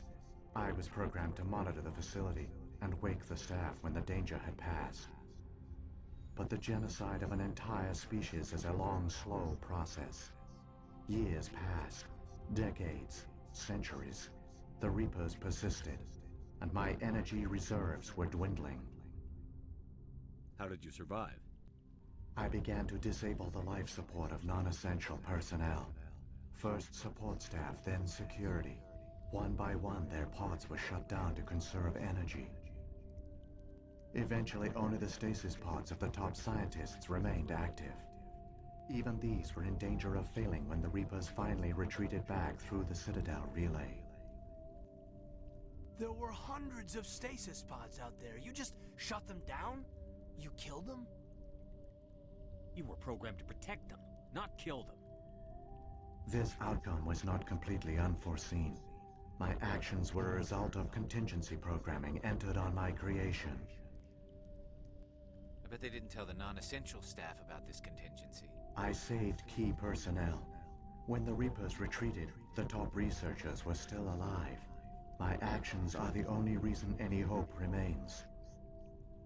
When the researchers woke, they realized the Prothean species was doomed. There were only a dozen individuals left, far too few to sustain a viable population. Yet they vowed to find some way to stop the Reapers from returning, a way to break the cycle forever. And they knew the Keepers were the key. I still don't understand what's going on here. Why is Saren trying to find the conduit? The conduit gives him access to the Citadel and the Keepers. The Keepers are controlled by the Citadel. Before each invasion, a signal is sent through the station compelling the Keepers to activate the Citadel relay. After decades of feverish study, the scientists discovered a way to alter this signal. Using the conduit, they gained access to the Citadel and made the modifications. This time, when Sovereign sent the signal to the Citadel, the Keepers ignored it. The Reapers are trapped in dark space. Saren can use the conduit to bypass all the Citadel's external defenses. Correct. And once inside, he can transfer control of the station to Sovereign. Sovereign will override the Citadel systems and manually open the relay, and the cycle of extinction will begin again. Is there any way we can stop them? There's a data file in my console. Take a copy when you go. When you reach the Citadel's master control unit, upload it to the station. It will corrupt the Citadel's security protocols and give you temporary control of the station. It might give you a chance against Sovereign.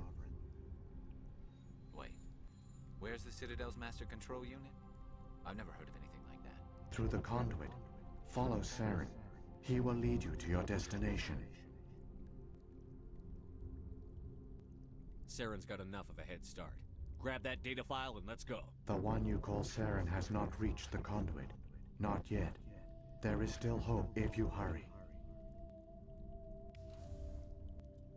That was a lot of dialogue, and I did not want interrupted by my voice. Okay, but anyways, I am going to be right back. Hopefully I pressed the right button here. I gotta get the dog out of his crate and then take him outside. So I will be back.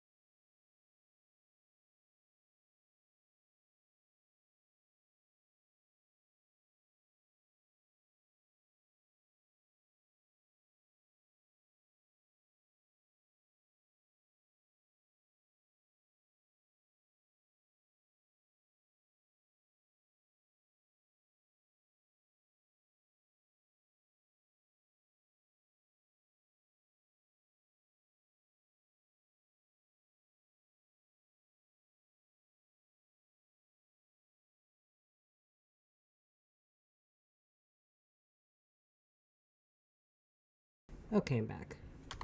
Let's see, I hope that's the screen. Okay, I gotta write down my hotkeys somewhere. Because if I actually write down my hotkeys, then I'll know what ones to push when I need to do screen transitions for PC games. Because right now I still don't know. Because I hotkeyed them to different keys, because when I was trying to type on my computer, when I was streaming, it would flip between all these scenes in my OBS. So to avoid that, I switched them to keys I never use, so I don't remember which keys are which. So many races looked up to the Protheans as paragons of civilization. They were fooled by the Reapers, just as we were. They failed. Not entirely. They've given us a weapon. They've given us a chance. If we can just get there in time. Of course we're gonna get there in time. There's 3 games in this original series. It's called an original trilogy for a reason.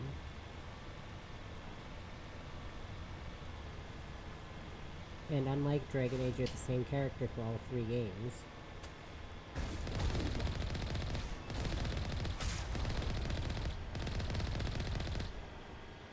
And I guess one of the reasons for not wanting to do EA not wanting to, or being assholes and not saying anything about a Dragon Age remaster is because they said, well, it wasn't supposed to be a whole series, because that's why they scrapped a bunch of storylines from Origins, and you're a different protagonist in each game. And I was like, well, it's still the same, it's still a series, so what the hell are they talking about? They just don't want to give BioWare the money to make remasters, because apparently they think Dragon Age remasters won't sell, and I'm pretty sure they'll sell pretty damn well. All things considered. The Mass Effect one's so low.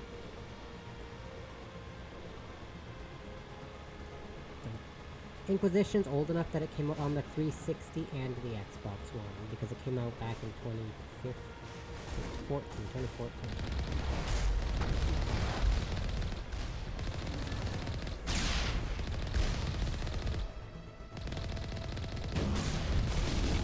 Just for the lulz.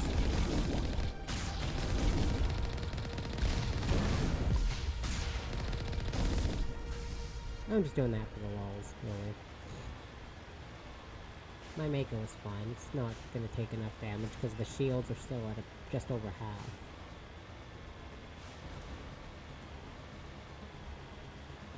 See, I did. I managed to stretch this out over 4 hours.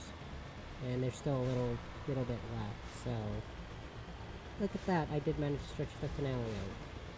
So I didn't want it to end in like 3 hours.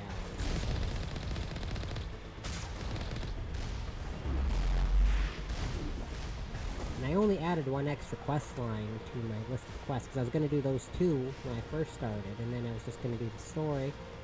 But then I forgot about that Geth side quest, and that took longer than I thought. I'm stuck.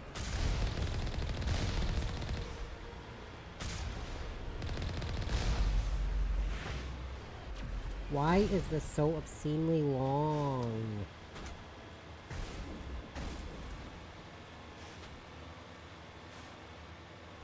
Oh my god, this feels like it's gonna... Oh, here we go. Finally. There! The conduit! It's incredible! It just looks like a mass relay. We don't have time to admire the view. We have to get through that relay, and these Geth aren't gonna make it easy on us. Okay, well, you guys just made the Mako stop so you could talk. Oh, nice. Uh-oh.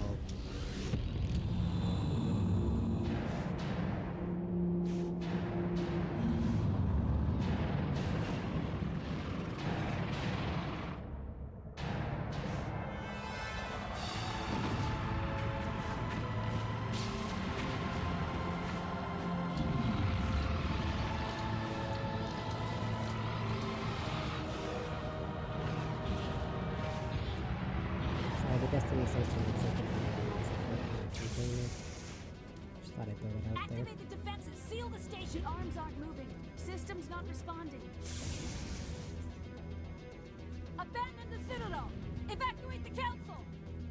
Citadel Control! Citadel Control, do you copy?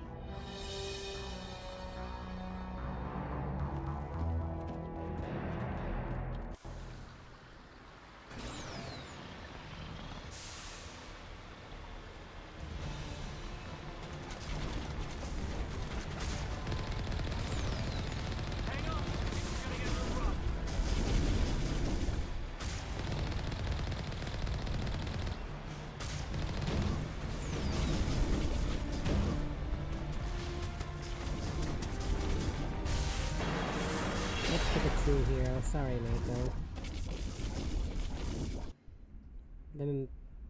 Spoiler alert, the Mako doesn't make it. Failures detected across all monitored systems. Please begin emergency evacuation.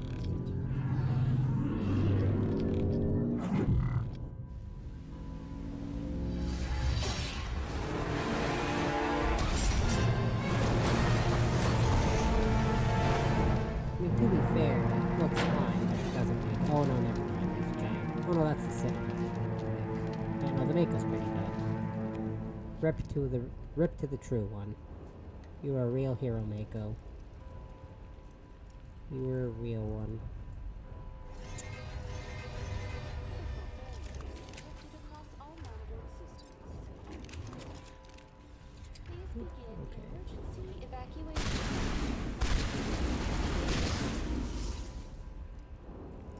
Do I still need to use Neural Shock 25 times? Oops.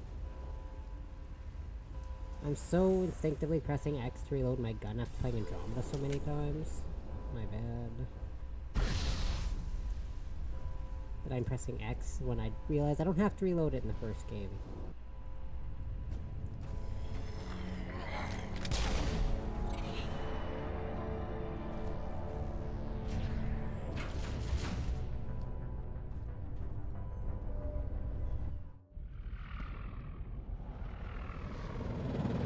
The Citadel's closing. They're sealing the station. Don't let the enemy ships inside the arms!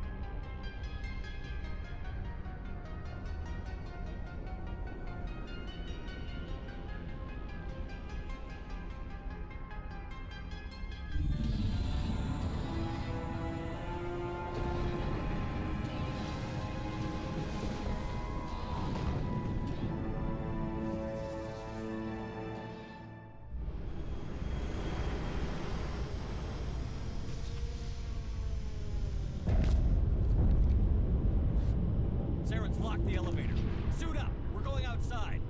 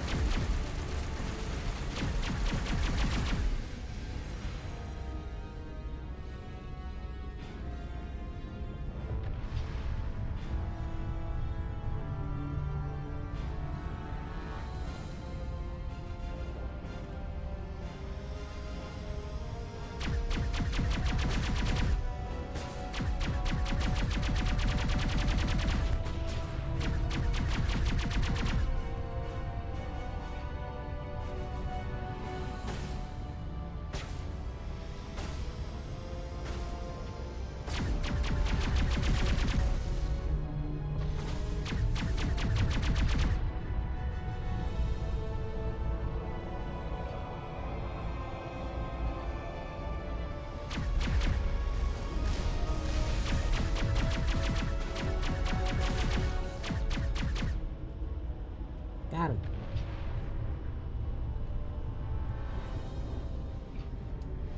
Still, I didn't realize Caden was so... I didn't realize Caden only had half health. Sorry, Caden. He's got his barrier up, though, so it should be fine. At least it looks like he's got his barrier. Shield boost, no shield boost.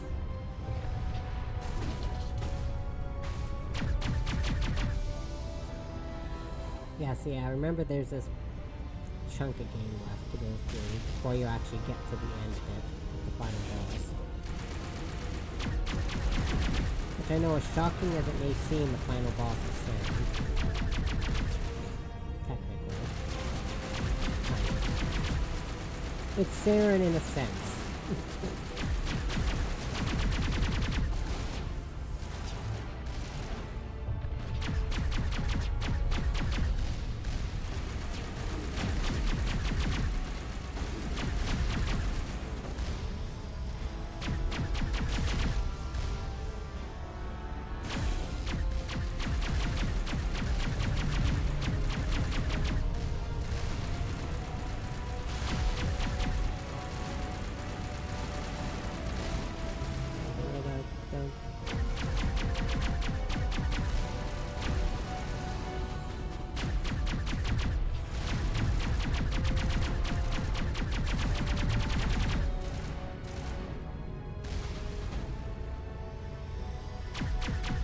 One of them killed that turret.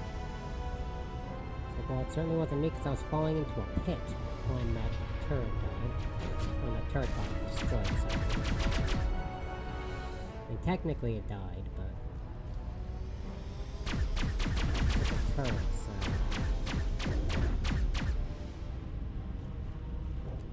Get out the way!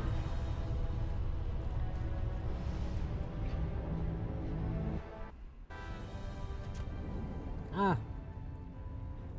The final room of the game. I got no med gel. Aw, man. Rats. Actually, no, I don't. I figured I should probably just heal here. That's fine, later.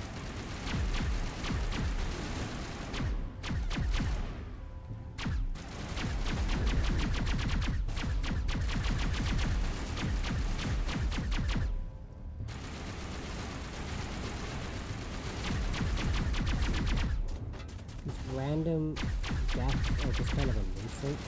They're just kind of throw a bunch of random creatures in here just to kind of slow you down.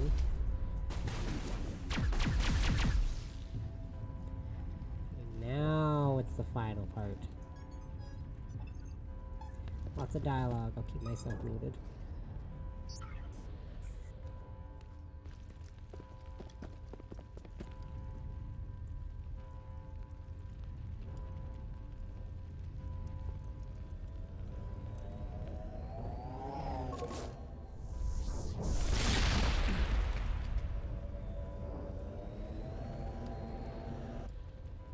Afraid you wouldn't make it in time, Shepard. In time for what? The final confrontation. I think we both expected it would end like this.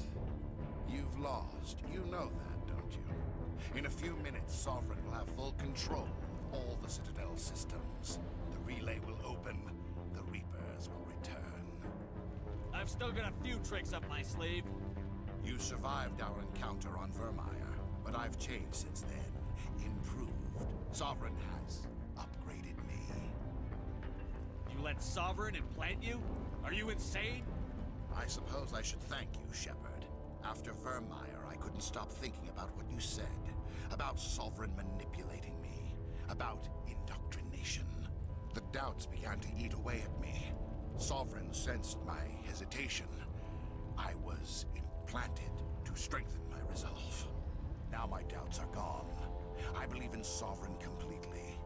I understand that the Reapers need organics. Join us, and Sovereign will find a place for you, too. Sovereign's controlling you through your implants. Don't you see that? The relationship is symbiotic. Organic and machine intertwined. A union of flesh and steel. The strengths of both, the weaknesses of neither.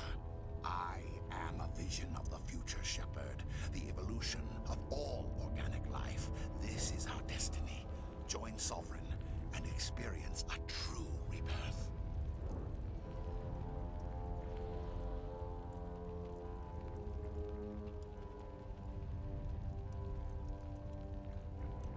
Sovereign hasn't won yet. I can stop it from taking control of the station. Step aside and the invasion will never happen. We can't stop it. Not forever. You saw the visions. You saw what happened to the Protheans. The Reapers are too powerful. Some part of you must still realize this is wrong. You can fight this. Maybe you're right. Maybe there is still a chance for... The implants. Sovereign is too strong. I'm sorry. It is too late for me. It's not over yet. You can still redeem yourself. Goodbye, Shepard. Thank you.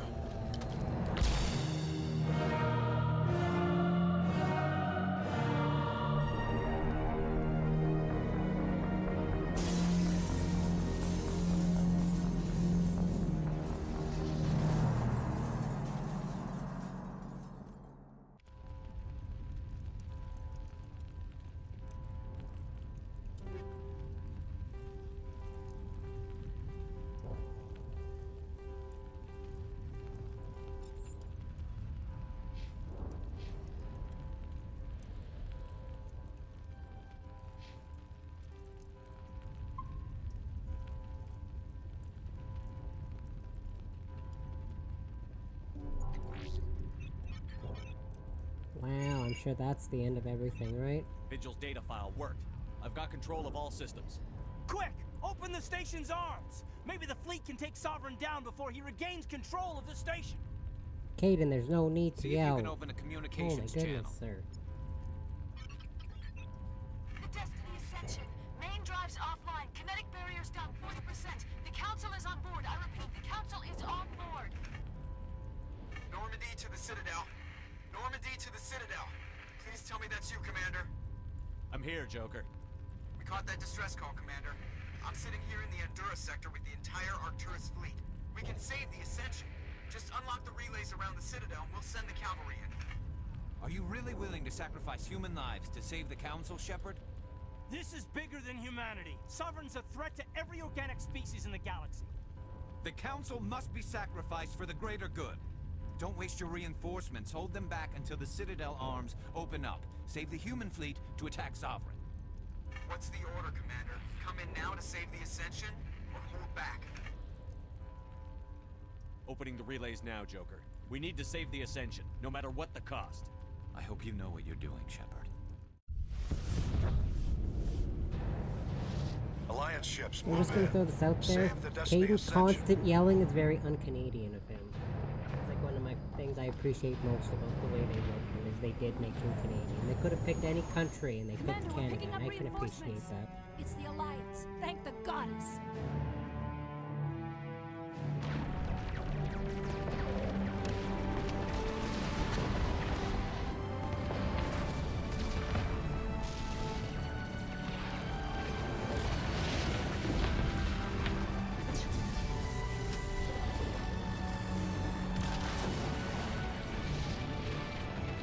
Destiny Ascension, you are all clear.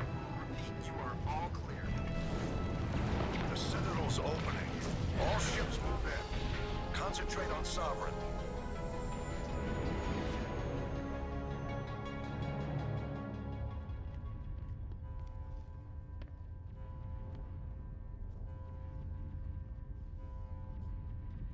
Make sure he's dead.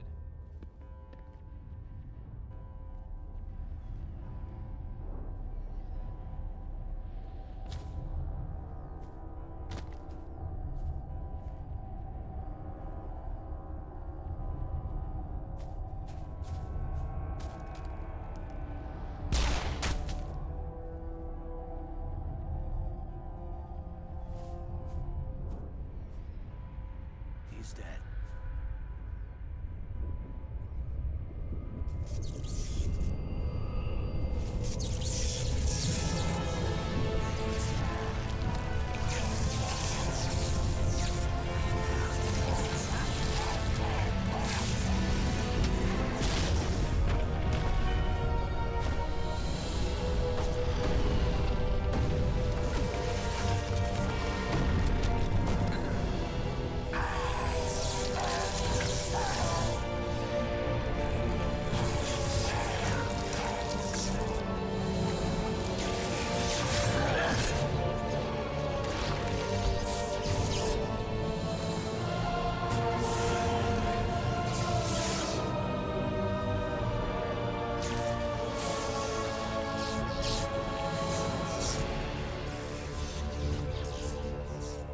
Not gonna lie, that is a pretty sick boss. And this station is mine. And that shot of Saren or Sovereign, that one shot, that's like a achievement picture, I guess, because back when that was a thing. And you used those as like icons for your Xbox. That's still my sister's icon after, goodness, when did she get that? I think she got that achievement like back in 2008, and that's been her 360 icon since.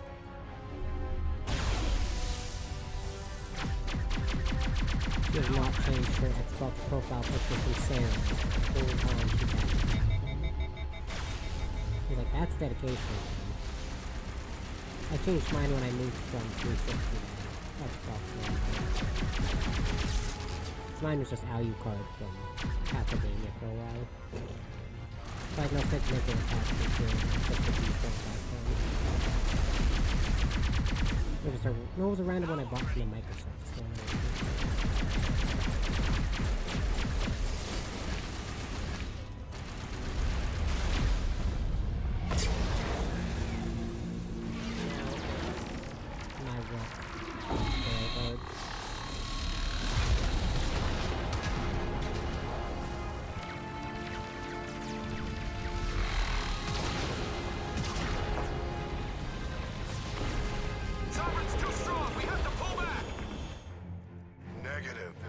Chance. Take that monster down no matter what the cost.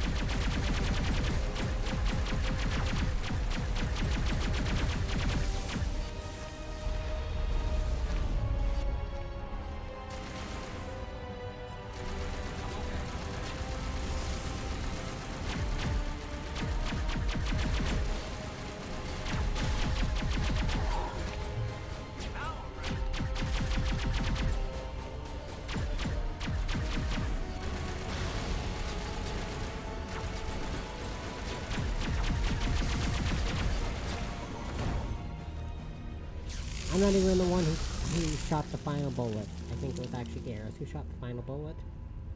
But that seems fitting. Well, now all we got left is cutscenes, so enjoy. Cutscenes and I think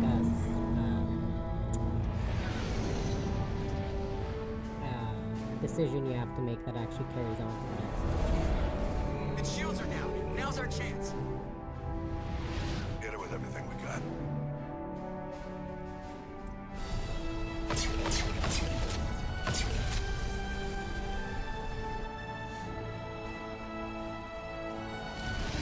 Guard on my flank. We're going in.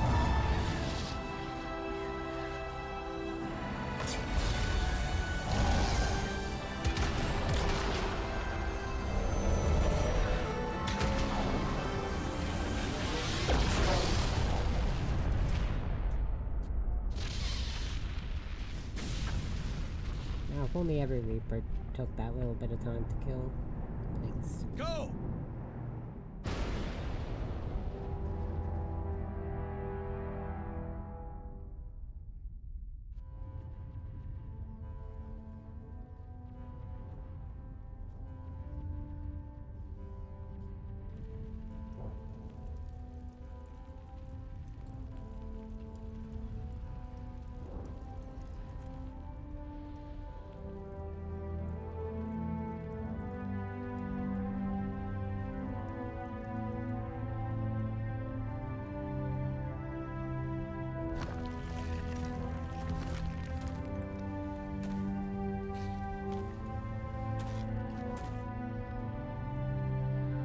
Captain Anderson, we found them. They're in here. Take it easy. It's over. You're safe now. Where's the commander?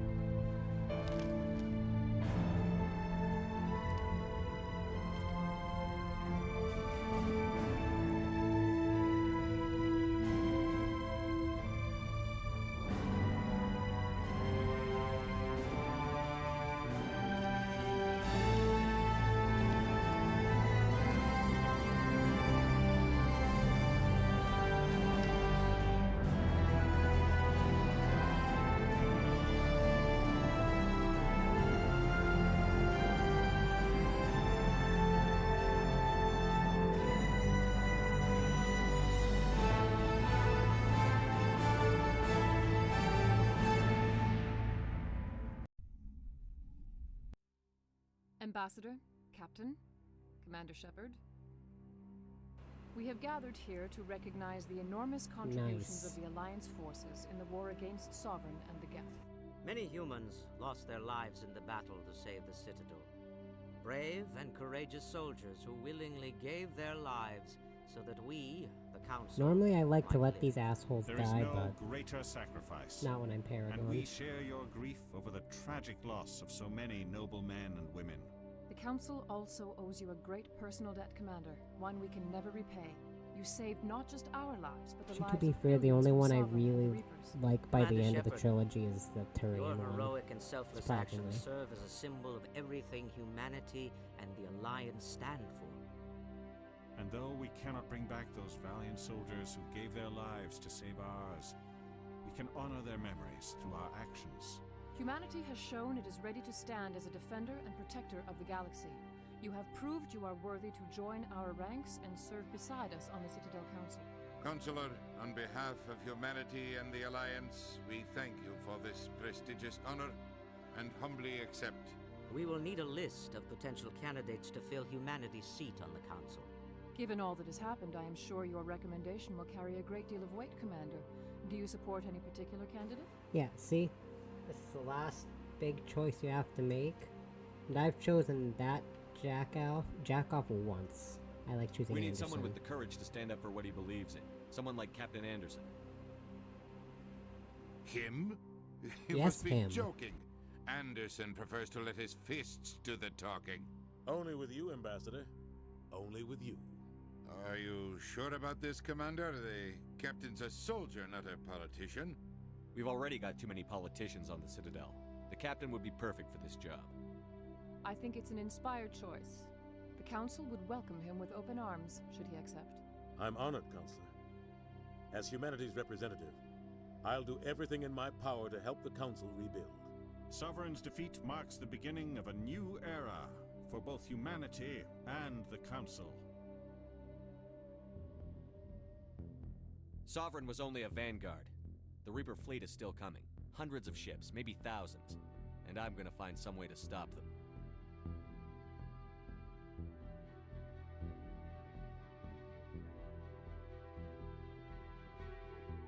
Shepard's right. Humanity is ready to do its part. United with the rest of the Council, we have the strength to overcome any challenge. When the Reapers come, we must stand side by side. We must fight against them as one. And together, we will drive them back into dark space. Yeah, I'm sure it'll be that easy. Sure.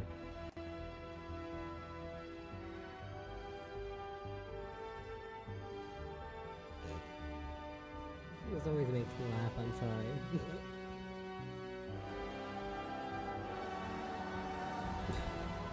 It shouldn't, but it does.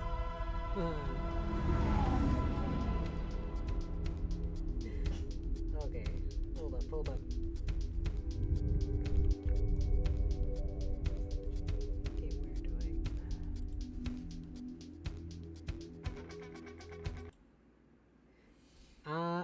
because last time, when I let the Dying Light 2 credit song play, I got part of it muted.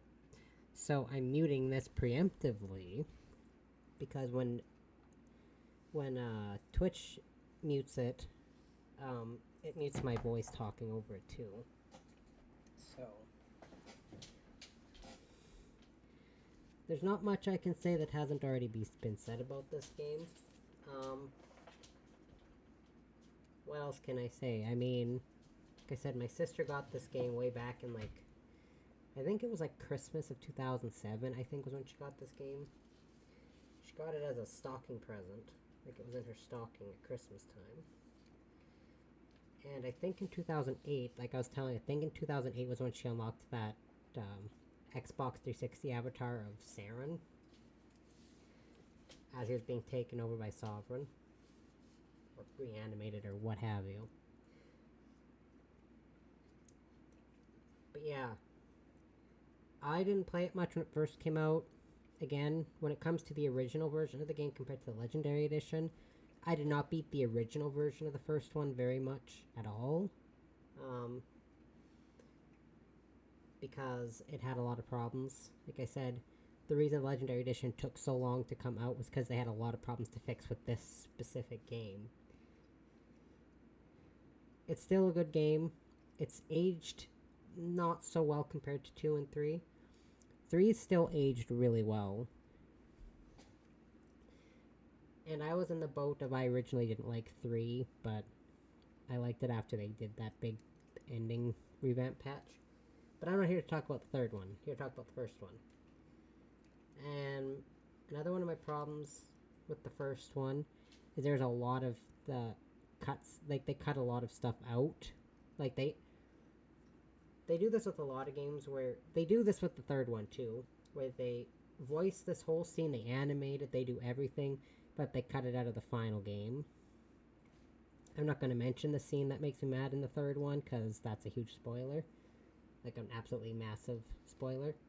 But I have a mod that actually re-adds that scene, just like I have a mod that re-adds the romance scene with Caden and Male Shepherd in this one. And there's also an Ashley and Femshep one, but I think I've saved Ashley once, and it was in the file where I romanced Garrus. And even then, that character, I didn't actually go through the first game with her. I did that. It was like a storyboard thing that kind of, in the original trilogy, they had like the storyboard thing that they released for PlayStation, because Mass Effect 1 did not originally come out on the PlayStation. So they released like that. You could like, Shepard's narrating it, and you could like make the choices, like whether or not you saved the Rachni Queen, or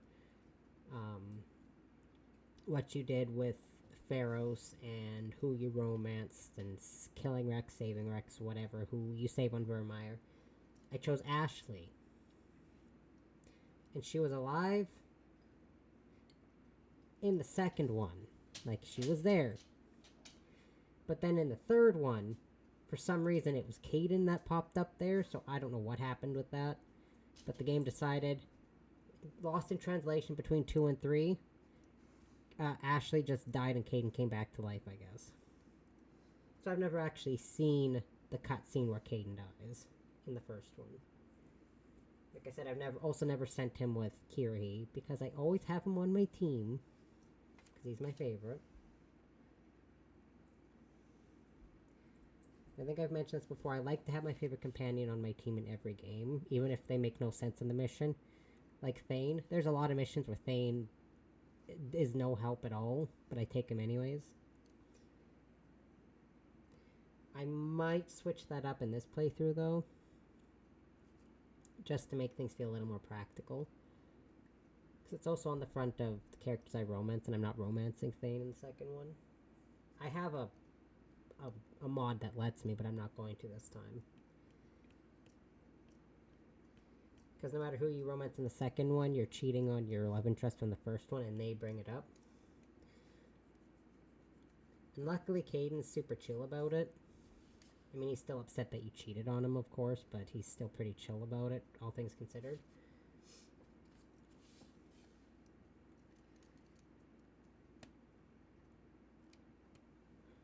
And I've been completely Renegade in this game, I think, like, once, maybe twice. Usually, if I do Renegade playthroughs, it's Renegade with some Paragon thrown in there, but I've done 2, I think. 1 for sure, maybe 2, because I can't recall if that was me or my sister's playthrough, where all I chose was Renegade options. And then that carried into 2, and then carried into 3, where all I did was the Renegade choices, which, in the 3rd one, comes with very bad consequences if you do nothing but Renegade options. So I feel like it's good to just be Paragon Shepherd, at least in the 3rd one. Or at least in the 2nd one, sorry, not the 3rd one. It matters more in the 2nd one, about being Paragon and Renegade.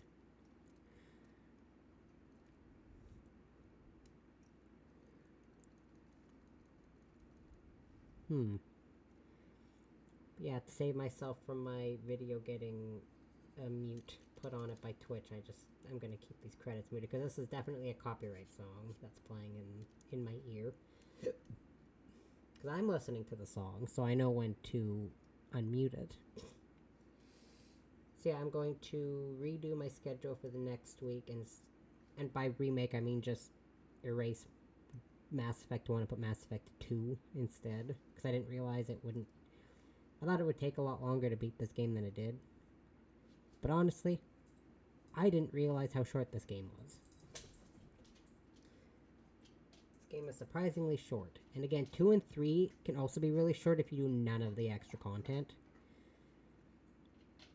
Like if you do none of the DLC in 2 and 3, and if you do none of the side quests in 3, and if you do none of the companion loyalty missions in 2, the game's incredibly short. But as it stands, I always do all that extra content, so the games can take long. I don't know how long it took me to beat 2 and 3 in these playthroughs. But to be fair, a lot of the time in 3 was also spent paused, because I was doing other stuff while I was playing that one. So every time I move on to the next game, I'm going to check how long it took to beat my first file. Which is just this character with a shortened name, that's all it is. Also, Mark Meer, the guy who voices the male shepherd, is one of the nicest guys I've ever heard of. Ever. Because I mentioned there's like this something called, it's called the Mass Effect Lorecast. The Lorecast, they have a bunch of those. They have like Fallout and Elder Scrolls and Dragon Age and Mass Effect and all that stuff. The Mass Effect one, Mark Meer actually did part of the intro for a while, where he said, "I'm Commander Shepard. This is my favorite lore cast on the Citadel." And he also joined in a couple of their episodes, just because he's a super chill guy. Which is funny, because the model for male Shepard, like the face cap one, that guy's a dick. I hate that guy. Well, it's nothing to do with Mass Effect, whereas Mark Meer's just like, yeah, I love everyone. I love it when voice actors are just super chill and they love their fans. I know there's a couple that are like that. Think of it like, Neil Newbon, like the voice actor for Astarion. Super chill guy. Another one that I really like that's super chill, which I don't think he's been in a lot of games recently that I've played. Like Robbie Damon. Like he plays Saray. He's the main character in a Tales game, and he plays Akechi in Persona 5. Like characters like that. And he's so nice. He's so chill. I love him.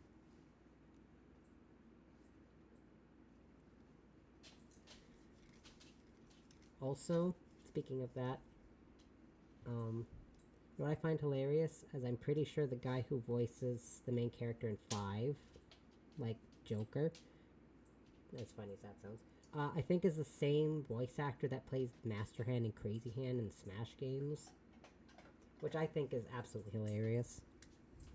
But yeah, it's just me. There's also no music at all playing. I think because the credits are almost done. Yeah. Surprisingly short credits. I'm used to games that have hour-long credits. Like I said, when I initially beat the Dawn of Ragnarok DLC for Assassin's Creed Valhalla. My sister was sitting with me, and she's on her phone and doing whatever. And I'm watching the credits, and it was like an hour that passed, and she's like, the credits are still playing, and I said, yes, these credits are over an hour long. Credits do not need to be an hour long. I'm just throwing that out there. Okay, but luckily for me, the game's switching here. Like I said, I was gonna finish this game, and then that was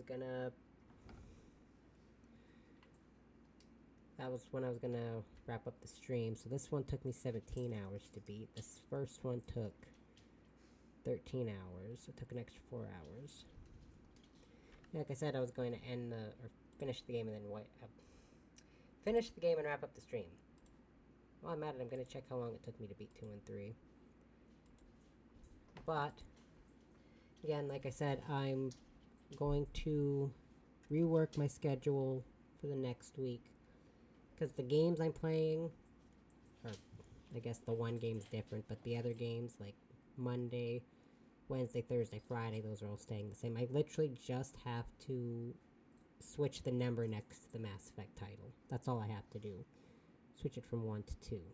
So I like the splash card for Mass Effect 2. Because whenever you start up a game that has a cool little splash card that introduces you to the game, that's super cool.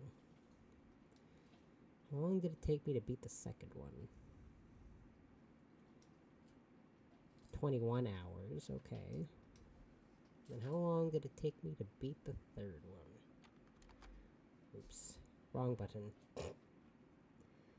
I'm just gonna end it on that, because I want to see, so I can see how long it took for some of these.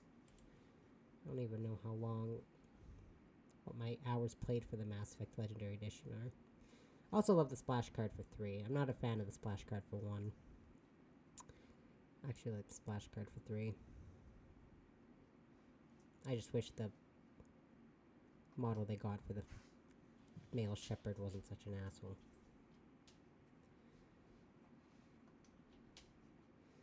$30 hours. Okay, the third one took 30 hours. So it got progressively longer. I had 13 hours, 21 hours, then 30 hours. But to be fair, like I said, I think like an hour and a half or 2 hours of the third game is just spent paused in my menu. So yeah, that's gonna be my plan. I'll get that stuff all figured out. Change that. Oh, no. Don't launch the game. Don't launch the game. Oh my god, no. Fuck. Sorry. I accidentally clicked something and now it's launching the game again. Anyways, I have 91 hours played. So yeah, I'm gonna wrap this up. I'll be back next Monday. Like I said, I'll be streaming Monday through Friday. That's gonna kill me by the end, because I'm not used to streaming 5 days in a week. Yes, I want to end the... Oh my god. But yeah, anyways, I had a lot of fun. Just under 5 hours. I was pushing for at least 4 hours, so I'm glad I got that. But yeah, I had a lot of fun. I'm gonna wrap this up. So I hope you all had fun as well. Hope you'll have a good night, and bye-bye.